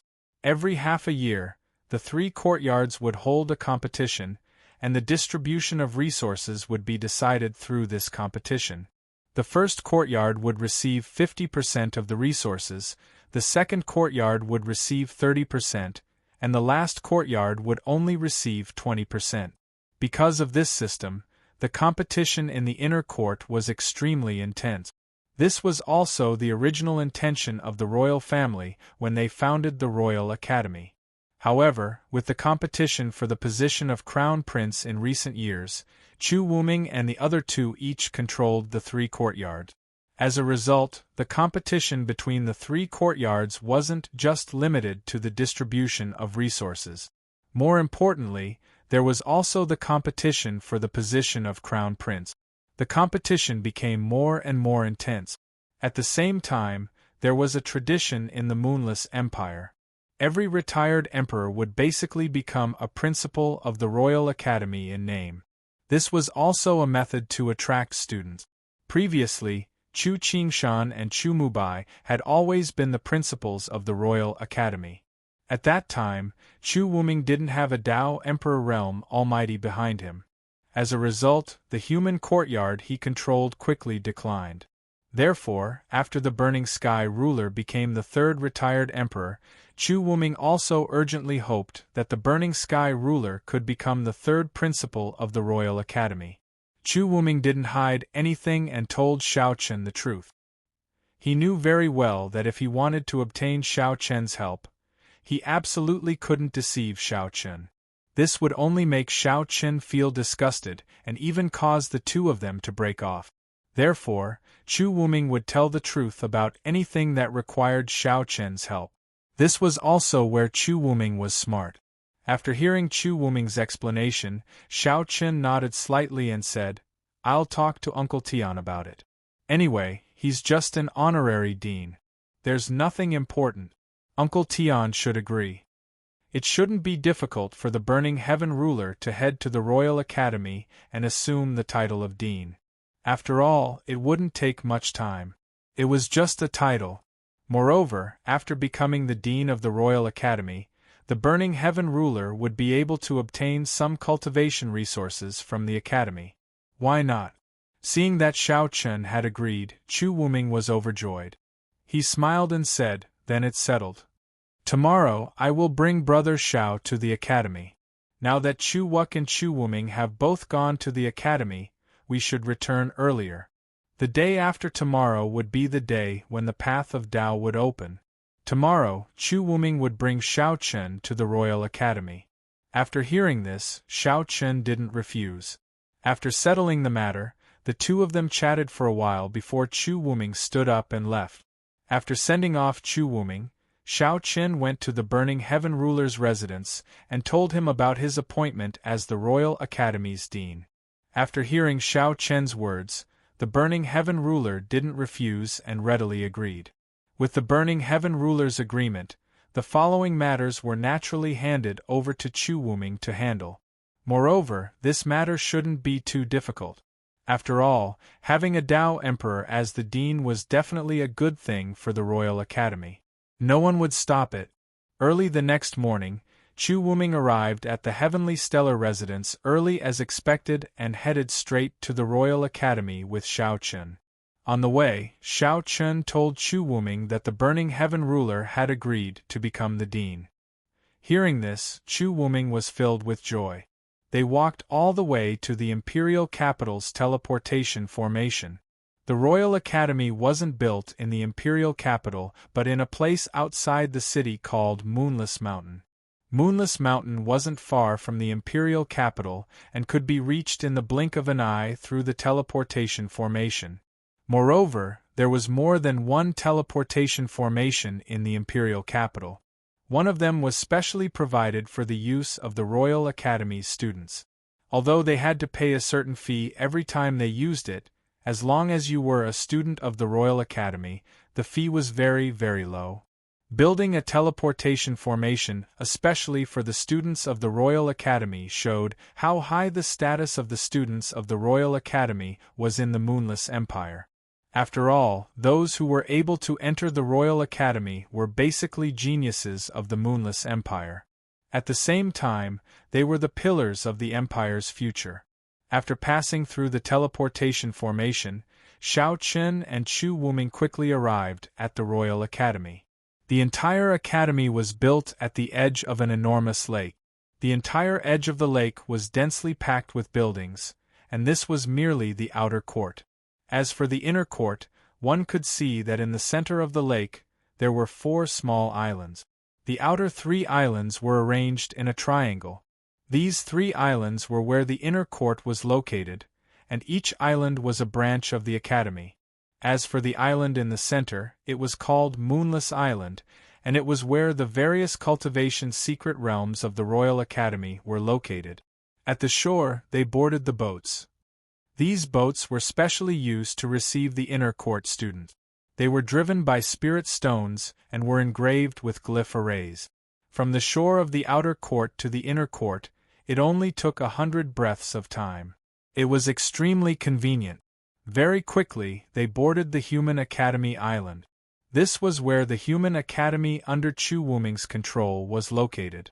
As for the other 2 small islands not far from the Human Academy Island, they were the Heavenly Academy Island and the Earth Academy Island respectively.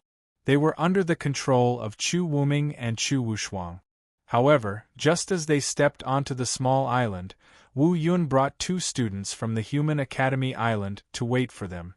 Seeing Xiao Chun and Chu Wuming come ashore, Wu Yun bowed and said, "Your Highness, young Master Xiao." Chu Wuming nodded slightly at Wu Yun.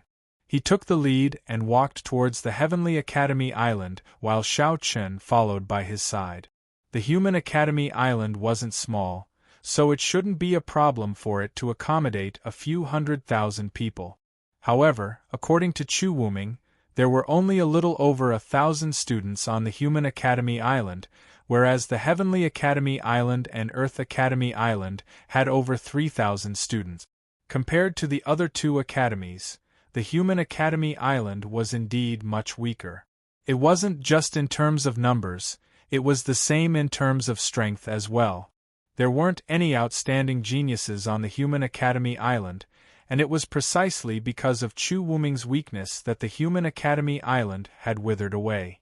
After all, there weren't any Dao Emperors holding down the fort, so very few outer court students would choose to join the Human Academy Island when they were promoted to the inner court. This caused the number of students on the Human Academy Island to decrease. When they arrived at the center of the Human Academy Island, an ancient hall appeared before Xiao Chun. This was the center of the entire Human Academy Island, and it was also the location of the enforcement hall that managed the Human Academy Island. Apart from the students, there were a total of 148 teachers and 10 elders on the Human Academy Island. The 148 teachers were all existences at the Dao Transformation Realm, and the 10 elders were all experts at the Dao King Realm. Above the 10 elders, there was a branch dean and 2 deans. All 3 of them were extraordinary experts at the Dao Sovereign Realm, and Du Qingfeng was currently the branch dean of the Human Academy Island. Begging for your collection, begging for monthly votes, begging for recommendations. Chapter 389. However, there were so many experts on the Human Academy Island. There were 3 Dao Sovereigns, 4 Dao Kings, and over 100 Dao Emperors. Moreover, this was only the Human Academy Island. Xiao Chun had clearly underestimated the Royal Academy's strength. He did not expect it to be so powerful. As if he had guessed Xiao Chun's thoughts, Chu Wuming smiled and said, "The Royal Academy was built by the imperial family. Therefore, most of the imperial family's strength is naturally invested in the Royal Academy." He explained to Xiao Chun.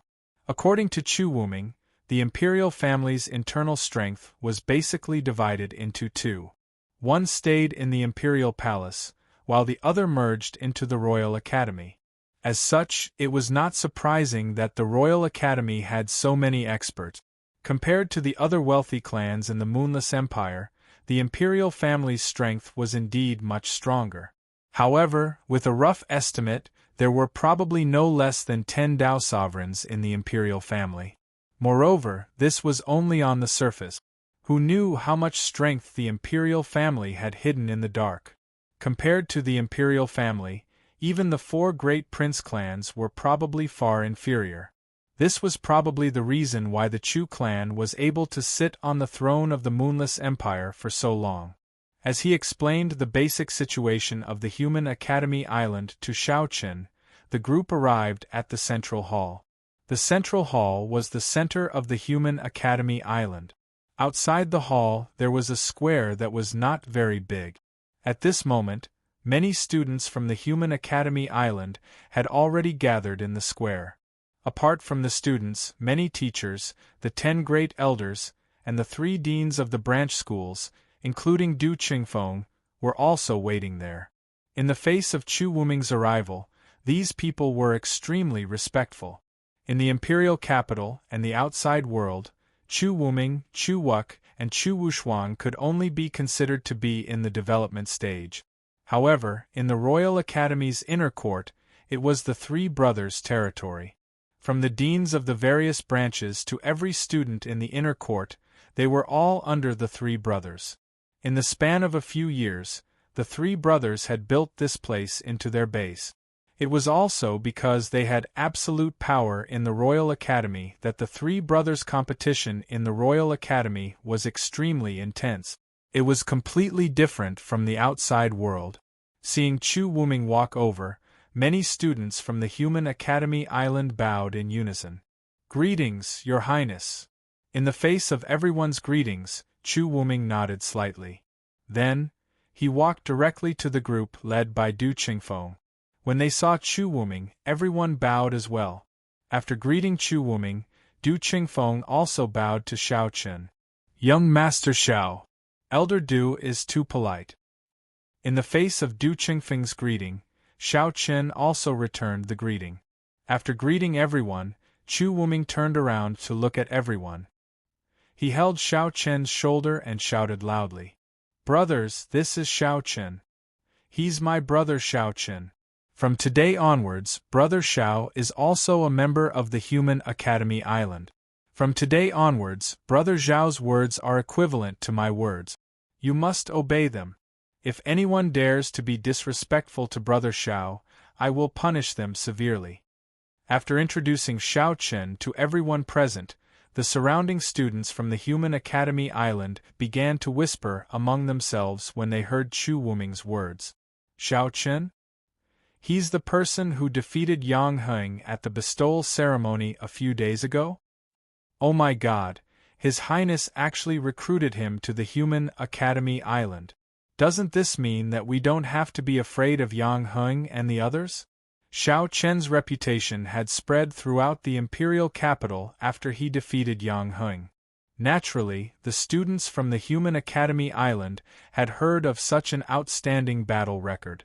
Previously, they had already started to admire Xiao Chen.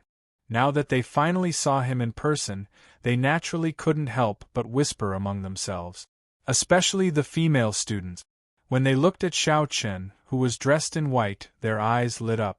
To them, Xiao Chen's temperament and appearance were completely in line with their imaginations of a Prince Charming.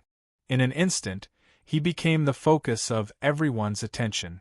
However, Xiao Chen's expression didn't change at all. Xiao Chen had experienced this kind of situation many times. It was the same back in the Tianqian continent. After introducing Xiao Chen, Chu Wuming looked at Du Qingfeng and said, "Elder Du, the same goes for you. In the future, when I'm not around, Brother Zhao's words are equivalent to my words. You have to follow them. Rest assured, Your Highness, this old servant understands." Elder Du responded respectfully when he heard Chu Wuming's words. Seeing Elder Du nod, Chu Wuming left with Xiao Chen. On the Human Academy Island, Chu Wuming had his own residence. Although it wasn't big, the environment was extremely beautiful. However, at this moment, beside Chu Wuming's residence, a newly built residence had been completed. This was the residence that Chu Wuming prepared for Xiao Chen. It wasn't a big residence, but it wouldn't be a problem for more than 100 people to live in.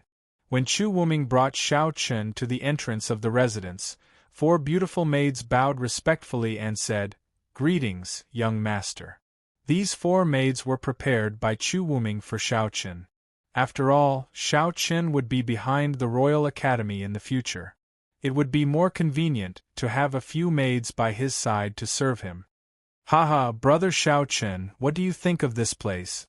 If you're not satisfied, I'll get someone to renovate it."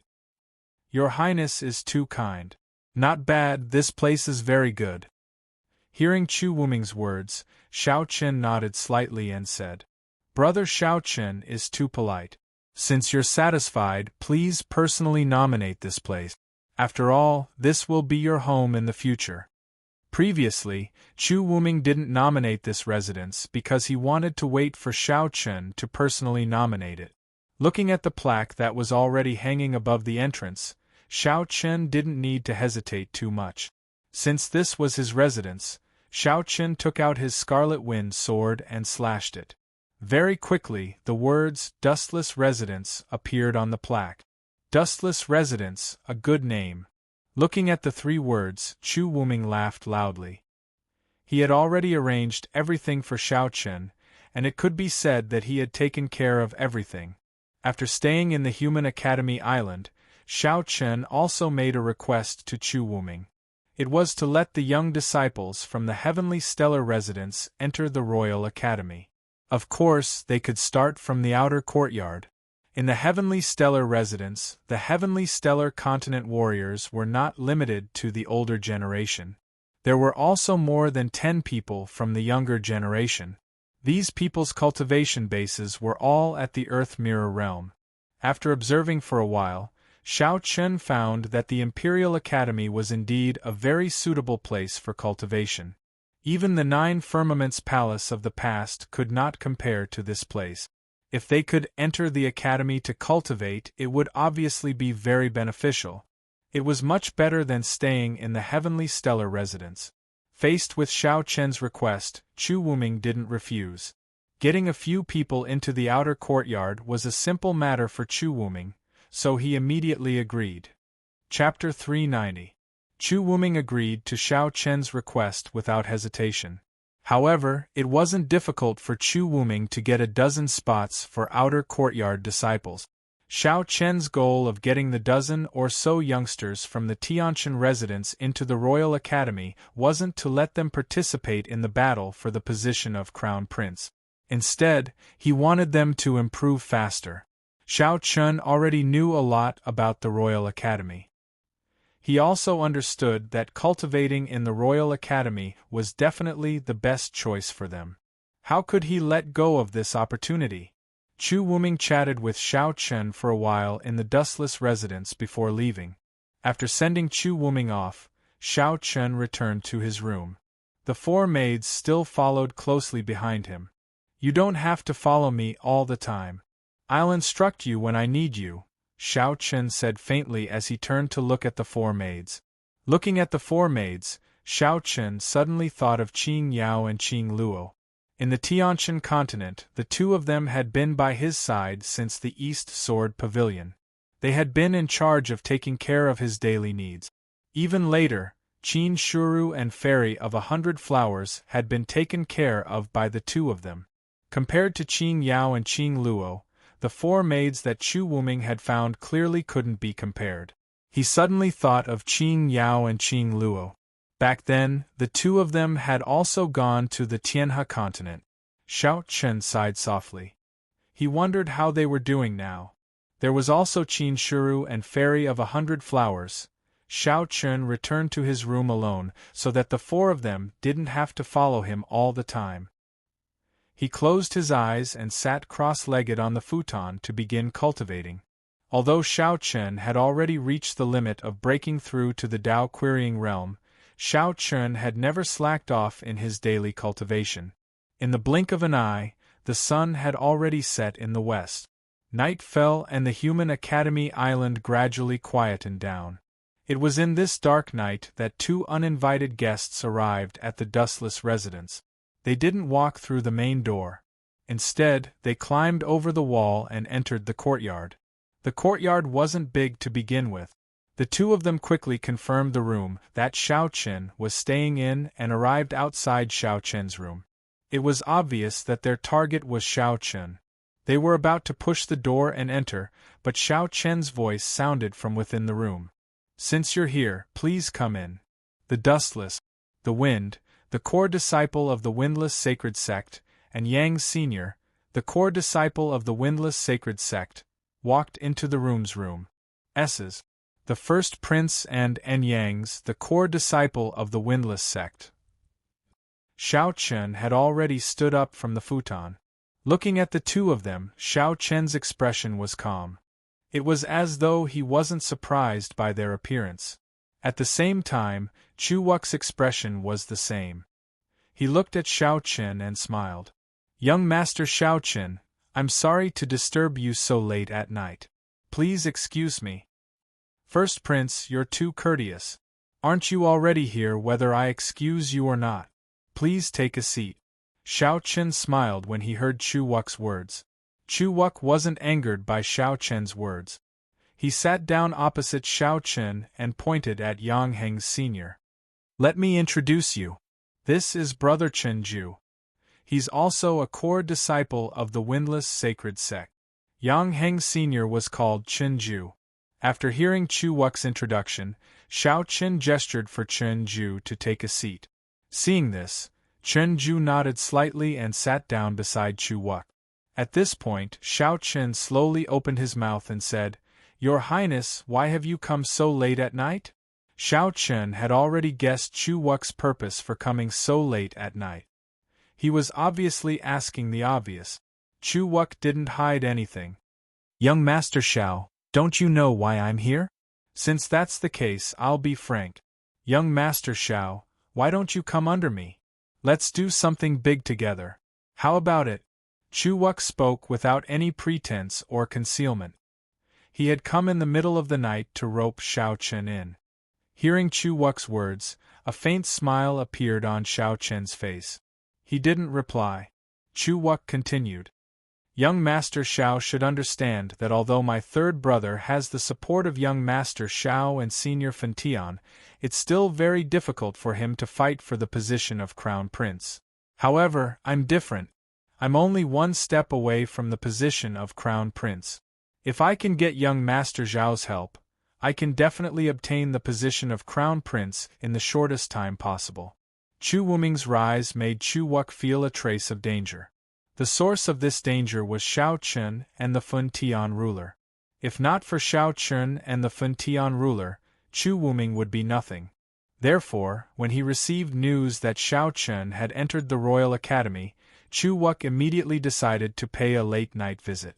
If he could rope in Xiao Chen, then Chu Wuming wouldn't be a problem at all. Even if it was Chu Wushuang, Chu Wuck could easily kill him. Xiao Chen's smile became even brighter when he heard Chu Wuck's invitation. After a while, Xiao Chen slowly opened his mouth. "Before you came, First Prince, how confident were you in succeeding?" Chu Wuck said inexplicably. Hearing this, Chu Wuck replied calmly, "Not even a single bit. Since that's the case, First Prince still wants to come. Aren't you afraid of making a wasted trip? Some things have to be tried. What if I succeed? However, looking at young Master Xiao, it seems that I'm destined to return disappointed tonight. Since First Prince already has an answer, then I won't send you off." Naturally, he couldn't rely on Chu Wuck. Firstly, Chu Wuck gave Xiao Chen an extremely sinister feeling. Cooperating with such a person was no different from asking a tiger for its skin. It was very dangerous. Therefore, even though Chu Wuck's influence was the strongest among the three brothers, Xiao Chen still didn't have any intention of helping him. After being rejected, Chu Wuck calmly looked at Xiao Chen. The two of them stared at each other. After a while, Chu Wuck stood up and smiled. "Since that's the case, I'll take my leave. However, before I leave, I have something to tell young Master Xiao.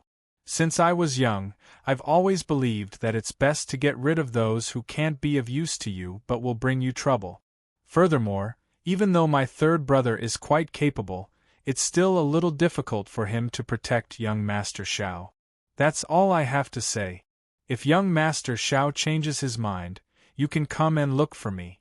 Don't regret it when you're at the end of the road." After speaking, Chu Wuck left with Chen Ju without waiting for Xiao Chen's reply. As Xiao Chen watched the two of them leave, a cold glint flashed in his eyes. The words just now were undoubtedly a threat. Furthermore, other than a threat, he clearly felt a killing intent from Chu Wuck. Chapter 391. When he rejected Chu Wuk and they looked at each other, Xiao Qin clearly felt a trace of killing intent from Chu Wuk. If it wasn't for Chen Ju shaking his head slightly, Chu Wuk's killing intent wouldn't have disappeared so quickly. After watching the two of them leave, Xiao Chen shook his head and smiled. It seems like the first prince wants to target me. That's right, it'll be much easier to deal with Chu Wuming after killing me. He knew that Chu Wuk would definitely attack him after he rejected him tonight, but would Xiao Chen be afraid? It wasn't certain who would emerge victorious until the end. Just as Xiao Chen thought, after leaving the Human Academy Island, Chu Wuk asked Chen Ju, "Brother Chen Ju, weren't you confident in killing him just now? Why did you stop me?" Just as Xiao Chen thought, Chu Wuk did intend to kill Xiao Chen just now. If it wasn't for Chen Ju shaking his head at him, Chu Wuk would probably have asked Chen Ju to attack. Facing Chu Wuk's doubts, Chen Ju said indifferently, "Xiao Chen isn't simple. Even I wouldn't dare to say that I can defeat him, let alone kill him." Even Chen Ju couldn't kill Xiao Chen? Chu Wuk was stunned when he heard that. Chu Wuk originally had a treasure on him. Once he used it, it could completely seal the Immaculate Residence. Even if a battle broke out in the Immaculate Residence, the entire Human Academy Island wouldn't be able to sense it unless there was a Dao Emperor Realm Almighty present. He originally had a chance to kill Xiao Chen, but when he heard Chen Ju's words, Chu Wuk said in disbelief, "Is he that strong? Although he defeated Yang Heng, isn't Yang Heng a far cry from brother Chen Ju?" Yang Heng and Chen Ju were both from Tianfeng Xingzong. Chu Wuk had seen Yang Heng and Chen Ju fight before, and Yang Heng surrendered in just 10 moves. Therefore, in Chu Wuk's opinion, even if Xiao Chen defeated Yang Heng, it was not a big deal because Chen Ju was stronger and defeated Yang Heng in just 10 moves. When faced with Chu Wuk's question, Chen Ju shook his head and said, "That junior brother of mine doesn't like to battle. Moreover, he wasn't able to become a core disciple of the Windless Sacred Sect because of his combat strength. Moreover, junior brother Yang Heng didn't use his full strength during our battle. He completely lost to me on his own accord. Besides that, does your highness really think that Xiao Chen revealed his full strength during the battle with Yang Heng that day? Listen to my advice. Your highness shouldn't rashly make a move against this person without absolute certainty. Otherwise, it'll be difficult for you to escape if you poke a hornet's nest." After saying that, Chen Ju returned to his residence without waiting for Chu Wuk's reply, leaving Chu Wuk alone in the wind to ponder. Chen Ju's evaluation of Xiao Chen made Chu Wuk have no choice but to re-evaluate Xiao Chen. After a while, Chu Wuk took a deep breath. It seemed like Xiao Chen was more dangerous than he had expected. The night passed quickly. The next morning, Chu Wuming found Xiao Chen early in the morning. Today was the day the path of Dao opened. Xiao Chen didn't tell Chu Wuming about what had happened last night. It wasn't because he wanted to hide it, but because it was useless to tell him. He personally led Xiao Chen to the Moonless Island in the center. This time, Chu Wuming didn't enter the path of Dao with Xiao Chen because Chu Wuming was still some distance away from breaking through to the Dao Querying Realm. This time, there were only 13 people from the entire Human Academy Island who had entered the path of Dao, including Xiao Chen. Excluding Xiao Chen, the remaining 12 people were already over 30 years old. They walked all the way to the entrance of the path of Dao. This path of Dao was, frankly speaking, an array. When the array was activated, the people inside would fall into an illusion. Their bodies would be fine, but their souls would be confused, as if they had stepped into a reincarnation cycle. It was because of this that the path of Dao had the effect of helping people break through to the Dao Querying Realm. When Xiao Chen's group arrived at the entrance of the path of Dao, Chu Wuk and Chu Wushuang had already arrived. Behind them, the students from the Heavenly Academy Island and Earth Academy Island had already gathered. Compared to the Human Academy Island, the Heavenly Academy Island and Earth Academy Island clearly had more people entering the path of Dao this time. Each side had more than 30 people. After the students from the 3 academies had arrived, a Tao Master expert soon appeared. This Tao Master expert didn't belong to any camp and only obeyed the orders of the imperial family. It was obviously impossible for Chu Wuming and the other 2 to rope him in. Now that the battle for the position of Crown Prince was getting more and more intense, Chu Wuming and the other 2 were frantically developing their own forces. Emperor Chu Mu naturally knew about this. The 3 academies of the Inner Academy were already controlled by the 3 brothers. However, Chu Mu couldn't let Moonless Island belong to any of the 3 brothers. After all the cultivation secret realms of the Royal Academy were gathered on Moonless Island. If it fell into the hands of any one person, it would be extremely detrimental to the development of the Royal Academy. Therefore, Chu Mu specially sent 5 Tao Masters and 20 Tao Kings to guard Moonless Island. These people only obeyed Chu Mu's orders, and they were fair and just in their work. Moonless Island didn't belong to any faction and was fair. Any student who wanted to enter Moonless Island's cultivation secret realms had to meet the corresponding conditions. Otherwise, even the words of the 3 princes wouldn't have any effect. The super expert of the Tao Master realm showed up and bowed to the 3 princes calmly. Then, he shouted to the people present, before entering the Tao Road, "I have something to remind you. The Tao Road is a powerful illusory formation. You will be trapped in the formation. The power of the illusory formation is very strong. During the whole process, if you feel that you can't withstand it, you must crush the token in your hand immediately. Don't resist it directly. Otherwise, your soul will be damaged, and you will go crazy or become mentally retarded, or your soul will be destroyed." There were dangers in the path of Tao. After all, if you are trapped in an illusion, some people with weak willpower might not be able to withstand the impact of the illusion. In that case, you must withdraw as soon as possible. Otherwise, your soul will definitely be damaged or even destroyed. He reminded everyone of the things they needed to pay attention to in the path of Tao.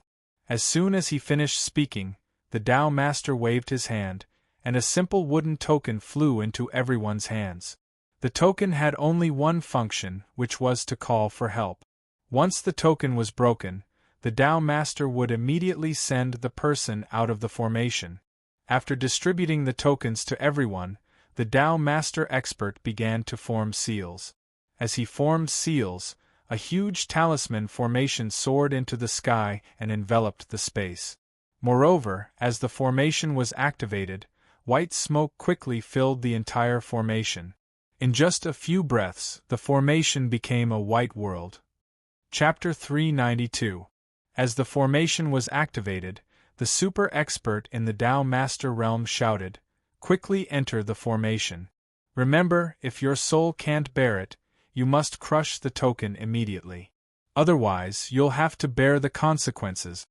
Following the Tao Sovereign Expert's words, everyone stepped into the formation. Xiao Chen followed behind them. Before he left, Chu Wuming waved his fist at Xiao Chen and said, "Brother Xiao Chen, good luck." Striding out of the formation, Chen Ju and Yang Heng appeared beside Xiao Chen without him noticing. Clearly, the 2 of them took the initiative to approach him. Looking at Xiao Chen, Yang Heng smiled and didn't say anything. However, Chen Ju said indifferently, "Break through to the Tao Querying Realm and fight with young Master Xiao again." Xiao Chen didn't have a good impression of the 2 of them. After all, the 3 of them were still enemies. Therefore, Xiao Chen ignored Chen Ju and stepped into the formation. The entire array formation was covered by a thick white fog. Not only did the fog block their vision, but it also cut off their other 5 senses. Inside the array formation, everyone was mute, deaf, and blind. This was the first time they had seen an illusion formation. They had seen the Skylock formation before. However, the formation of this path of Tao was stronger than the Skylock formation. To put it bluntly, this was also a holy formation. Originally, Xiao Chen planned to explore the depths of the formation. However, as he walked, Xiao Chen felt as if his thoughts had stopped. His vision turned black. When he regained consciousness, Xiao Chun had appeared in a completely foreign world. Around him was a powerful army. Xiao Chun had become an armored general. Without a doubt, Xiao Chun had fallen into an illusion. He had forgotten his true identity and even his name. It was as if he had started a new life. In this life, Xiao Chun was a general on the battlefield. Holding a long spear, Xiao Chun charged into the enemy army. His body was covered in blood. Around him were war cries and war drums. Finally, Xiao Chun met an enemy general. When the two met, the enemy general looked at Xiao Chun with a complicated expression. "Brother, I didn't expect that we would meet again on the battlefield." "There's no need to say more. Let's fight." Facing the enemy general, Xiao Chun said calmly. Xiao Chun and this enemy general knew each other. They could even be said to be brothers. In his memory, Xiao Chun and this enemy general were from the same school. They grew up together and practiced martial arts together. Both of them dreamed of becoming a great general revered by thousands. They had such a dream since they were young. When they grew up, their dreams did come true. However, they didn't know if it was a little joke played by fate. The two of them became generals of two different countries, and these two countries just happened to be enemies. They each served their own masters.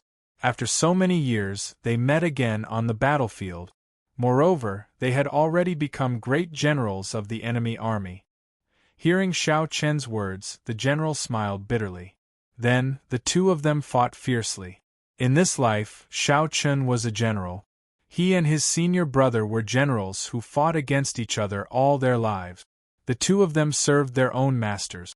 Once brothers, they became enemies on the battlefield. It wasn't until one day when they grew old that Xiao Chun and his senior brother reunited on the mountain, where they learned martial arts when they were young. They didn't mention anything about the battlefield. It was as if they had returned to their childhood. The two of them grew old together and ended their lives. On the battlefield, the two of them were enemies. They could only bury their brotherly feelings deep in their hearts. After a lifetime, Xiao Chun's vision darkened again. After an unknown period of time, Xiao Chun ushered in his second life. In this life, Xiao Chun was a servant in the marketplace. Although he was an orphan, Xiao Chun also had the dream of becoming a general. He was adopted by a restaurant's shopkeeper when he was young. He worked as an odd-job worker in the restaurant. He did some hard work to fill his stomach. His status was very low. However, the restaurant's shopkeeper had an only daughter. She liked to follow Xiao Chun around since she was young. Xiao Chun also constantly told her about his dreams. "In the future, I must become a great general whose name can shake the world." In his spare time, Xiao Chun constantly repeated this sentence to the young girl. Every time she heard this, the young girl would smile and nod. The days were tough but peaceful. When Xiao Chun was 15 years old, the time finally came. That year, the world was in chaos. The country began to expand the army. The young man also seized this opportunity and successfully signed up for the army, becoming a small soldier. The night before she left, the young girl took the initiative to find Xiao Chun. She only asked softly, "You said that you will come back and marry me.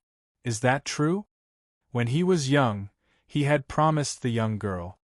Hearing this, Xiao Chun nodded solemnly and said, "When I become a general, I will definitely come back and marry you." After giving the young girl a simple promise that could not be any simpler, Xiao Chun left and set foot on the cruel battlefield. After a full 10 years, Xiao Chun, who had experienced countless life and death situations and walked back and forth in front of the gates of hell countless times, finally relied on his outstanding military achievements. He went from a small soldier to a powerful general who could shake the world. Before he was 30 years old, he had already experienced hundreds of battles.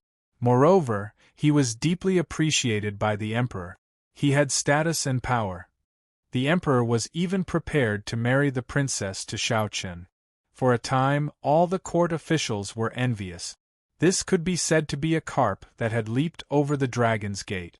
However, what no one expected was that Xiao Chun would reject the princess of the empire. Regarding this, the emperor was furious. He believed that Xiao Chen was arrogant because of his achievements. He even dared to reject the princess of the imperial family. He gave Xiao Chen two choices. He could either marry the princess of the imperial family, or his head would fall to the ground. In the face of the emperor's decision, Xiao Chen resolutely returned to the small town where he had grown up and went to the restaurant. After 10 years, the restaurant was still there. However, the former shopkeeper had passed away. Now, the person in charge of the restaurant was his daughter, the woman who he had once promised to take care of for the rest of his life. Standing at the entrance of the restaurant, Xiao Chen felt a little uneasy. 10 years had passed. Would she still remember him? Was she married? Even though he knew that he would die if he rejected the emperor, Xiao Chen was not afraid in the face of death. After spending half his life in the military, death was something that Xiao Chen was most familiar with. He wanted to see the girl again. After hesitating for a while, Xiao Chen finally stepped into the restaurant. Everything was still the same as 10 years ago. However, in the restaurant, Xiao Chen saw the woman who had always been in his dreams. She had grown up. She was no longer the little girl from 10 years ago. The woman wanted to call out to Xiao Chen. However, when facing Xiao Chen, the woman acted as if she did not know him at all. She personally invited Xiao Chen to sit down. Regarding this, Xiao Chen's heart was filled with grief. It seemed that she had really forgotten about him. Like ordinary customers, he drank a lot of wine in the restaurant. When he finished the last cup of wine, Xiao Chen was about to get up and leave. However, at this moment, the woman finally spoke. "This jar of wine was personally buried by my father when I was born. It is called Nuerhong. It can only be taken out on the day of my marriage. Now you have finished it." Hearing the woman's words, Xiao Chen burst into tears. He married the woman that night. However, the next day, the army sent by the emperor arrived in the small town. Because he refused to marry the imperial princess, Xiao Chen was beheaded. He only accompanied the woman for one day. However, this day was Xiao Chen's life. 10 years later, Xiao Chen fulfilled the promise he had made 10 years ago. Reincarnation after reincarnation, he did not feel anything at all. At this time, Xiao Chen was sitting cross-legged in the array. Following the reincarnation of 10,000 lives in the illusion, Xiao Chen gradually gained a trace of understanding of the Tao. Chapter 393. Going through reincarnation after reincarnation in the illusion, a martial artist's cultivation would eventually reach the Tao querying realm. What was the Tao? This was the biggest obstacle for any celestial realm martial artist to break through to the Tao querying realm. In the endless reincarnation, the barrier of Xiao Chen's Tao querying realm gradually cracked. This was a sign that he was about to break through. Almost 100 people had entered the path of Tao. Time passed slowly in the outside world. Although Xiao Chen had gone through countless reincarnations in the illusion, only 3 days had passed in the outside world. It had been 3 days. Chu Wuming and the other two had left long ago. Outside the path of Tao, only the Tao Master was still guarding it. Calculating the time, it was about time for someone to come out. Under normal circumstances, after the path of Tao opened, someone should break through within 3 days. However, in the path of Tao, the earlier one broke through to the Tao querying realm, the worse it was. This was because the earlier one broke through, the deeper one's understanding of the Tao was. Breaking through to the Tao querying realm, when one had just touched the threshold of the Tao, was obviously unwise. This was because it would be very difficult for one to cultivate in the future. Since the establishment of the Royal Academy, the record for the longest duration on the road of the Great Path was 7 days. The Tao Master looked calmly at the road of the Great Path, shrouded in white mist. There was a hint of expectation in his eyes. This time, the opening of the road of the Great Path would probably set a new record. After all, Qin Ju, Yang Heng, and Xiao Chen were not ordinary people. They should be able to last longer on the road of the Great Path.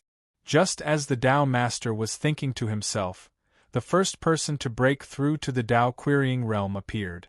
From the path of Tao, a light spot lit up. This light spot represented that someone had successfully broken through to the Tao querying realm. The path of Tao naturally had its own rules.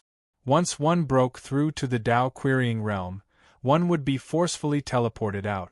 Therefore, every time someone broke through to the Tao querying realm, they would be teleported out of the path of Tao. Someone had successfully broken through. Soon, this person was sent out of the path of Tao and sat cross-legged outside the formation. His aura was constantly rising. Clearly, he had broken through from the complete celestial realm to the beginner Tao querying realm. The super expert in the Tao master realm, who was in charge of guarding the road of Tao, quietly observed the changes on the road of Tao. Time passed slowly as one student after another was sent out of the Tao seeking realm. Among these people, some had successfully broken through to the Tao seeking realm, while others were sent out by crushing their tokens as they could not withstand the things that happened in the illusion. As for those who had crushed their tokens and been sent to the path of Tao, they had clearly failed. They could only wait for the next path of Tao to open before attempting to break through to the Tao querying realm. 4 days, 5 days, 6 days. Soon, it was the 7th day. At this time, only Shao Chen, Chen Ju, and Yang Heng remained on the path of Tao. For the three of them to be able to persist until now, they had already tied the record of the path of Tao. As long as they could get past today, they would be existences that would break the record. No one knew when it started, but more and more inner yard students gathered around the path of Tao. The leaders were naturally Chu Wuming and the other 2 princes. Now, only Shao Chen and the other 2 were left on the path of Tao. Everyone wanted to see who among the 3 of them would be able to persist until the end. One should not underestimate the path of Tao. Although everything that happened on the path of Tao was just an illusion, it had already been 7 days. The longer one stayed on the path of Tao, the higher the requirement on one's state of mind. Otherwise, it would be easy to get lost in the illusion. It was not that no one had ever tried to persist on the path of Tao without breaking through. However, in the end, their state of mind was unable to withstand the damage caused by the illusion, causing them to fail at the last moment. They could have successfully broken through, but it ended in failure in the end. Because of such precedents, most people would try their best to break through to the Tao querying realm after entering the path of Tao. Otherwise, if they stayed for too long, their state of mind would not be able to withstand the damage caused by the illusion. A day passed in the blink of an eye. On the 8th day, a dot of light finally lit up on the path of Tao. Seeing this dot of light, everyone was shocked. Someone had broken through, but they did not know who it was. Who among Shao Chen and the other 2 wanted to break through to the Tao querying realm the most? Many students guessed. They did not have to wait for too long. Soon, a figure was forcefully sent out from the path of Tao. Looking closely, it was Yang Heng. Among Shao Chen and the other 2, Yang Heng was the first to break through. He had persisted for 8 days. Seeing that the person who was sent out was actually Yang Heng, the second prince Chu Wushuang's face darkened slightly. Being the first to be sent out made Chu Wushuang feel a little embarrassed. Among the 3 of them, Yang Heng had persisted for 8 days. On the 9th day, Chen Ju had also successfully broken through. At this point, only Shao Chen was left on the path of Tao. Only Shao Chen was still persisting. In response, Chu Wushuang snorted unhappily and said, "Humph, don't tell me he's already dead in there?" His words were filled with jealousy. At the same time, because of the talent that Shao Chen had displayed, Chu Wushuang's heart was filled with killing intent. This person was too extraordinary. Moreover, he was the 3rd Prince Chu Wuming's subordinate. Leaving him alive was too dangerous. He had to be eliminated. In his heart, he was already thinking of how to get rid of Shao Chen. Feeling the faint killing intent from Chu Wushuang, who was not far away, smiled slightly. Just as Chu Wushuang was about to make his move, why not borrow his hand to get rid of Xiao Chen? At the very least, he could test him out. Unaware that even Chu Wushuang had the intention to kill him, Xiao Chen was currently on the path of Tao with his eyes tightly shut. 10 days. After 10 whole days, it was finally time for him to break through to the Tao querying realm. In these short 10 days, Xiao Chen had experienced countless reincarnations in the illusion. During these reincarnations, Xiao Chen was also constantly improving. A muffled sound came from within his body. At this moment, the barrier to the Tao querying realm was finally successfully broken through. His aura rose rapidly. At the same time, Xiao Chen's body emitted a faint glow. Another light spot appeared on the path of Tao. This meant that Xiao Chen had also broken through. Seeing the appearance of the last light spot, many of the surrounding students could not help but exclaim softly, "Breakthrough!" He actually persisted for 10 days. The longer one perseveres on the path of Tao, the deeper their understanding of the Tao. Xiao Chen persisted for 10 days. I really don't know how deep his understanding of the Tao has reached. No matter what, Xiao Chen will definitely have an easier time breaking through to the Tao validation realm in the future. In fact, Xiao Chen's understanding of the Tao might even be able to break through to the Tao validation realm directly. Many students discussed softly. Just as everyone was discussing, Xiao Chen's figure was sent out of the path of Tao and appeared before everyone. Begging for collection, begging for monthly votes, begging for recommendations. You're tuning in to the Phoenix Knights YouTube channel.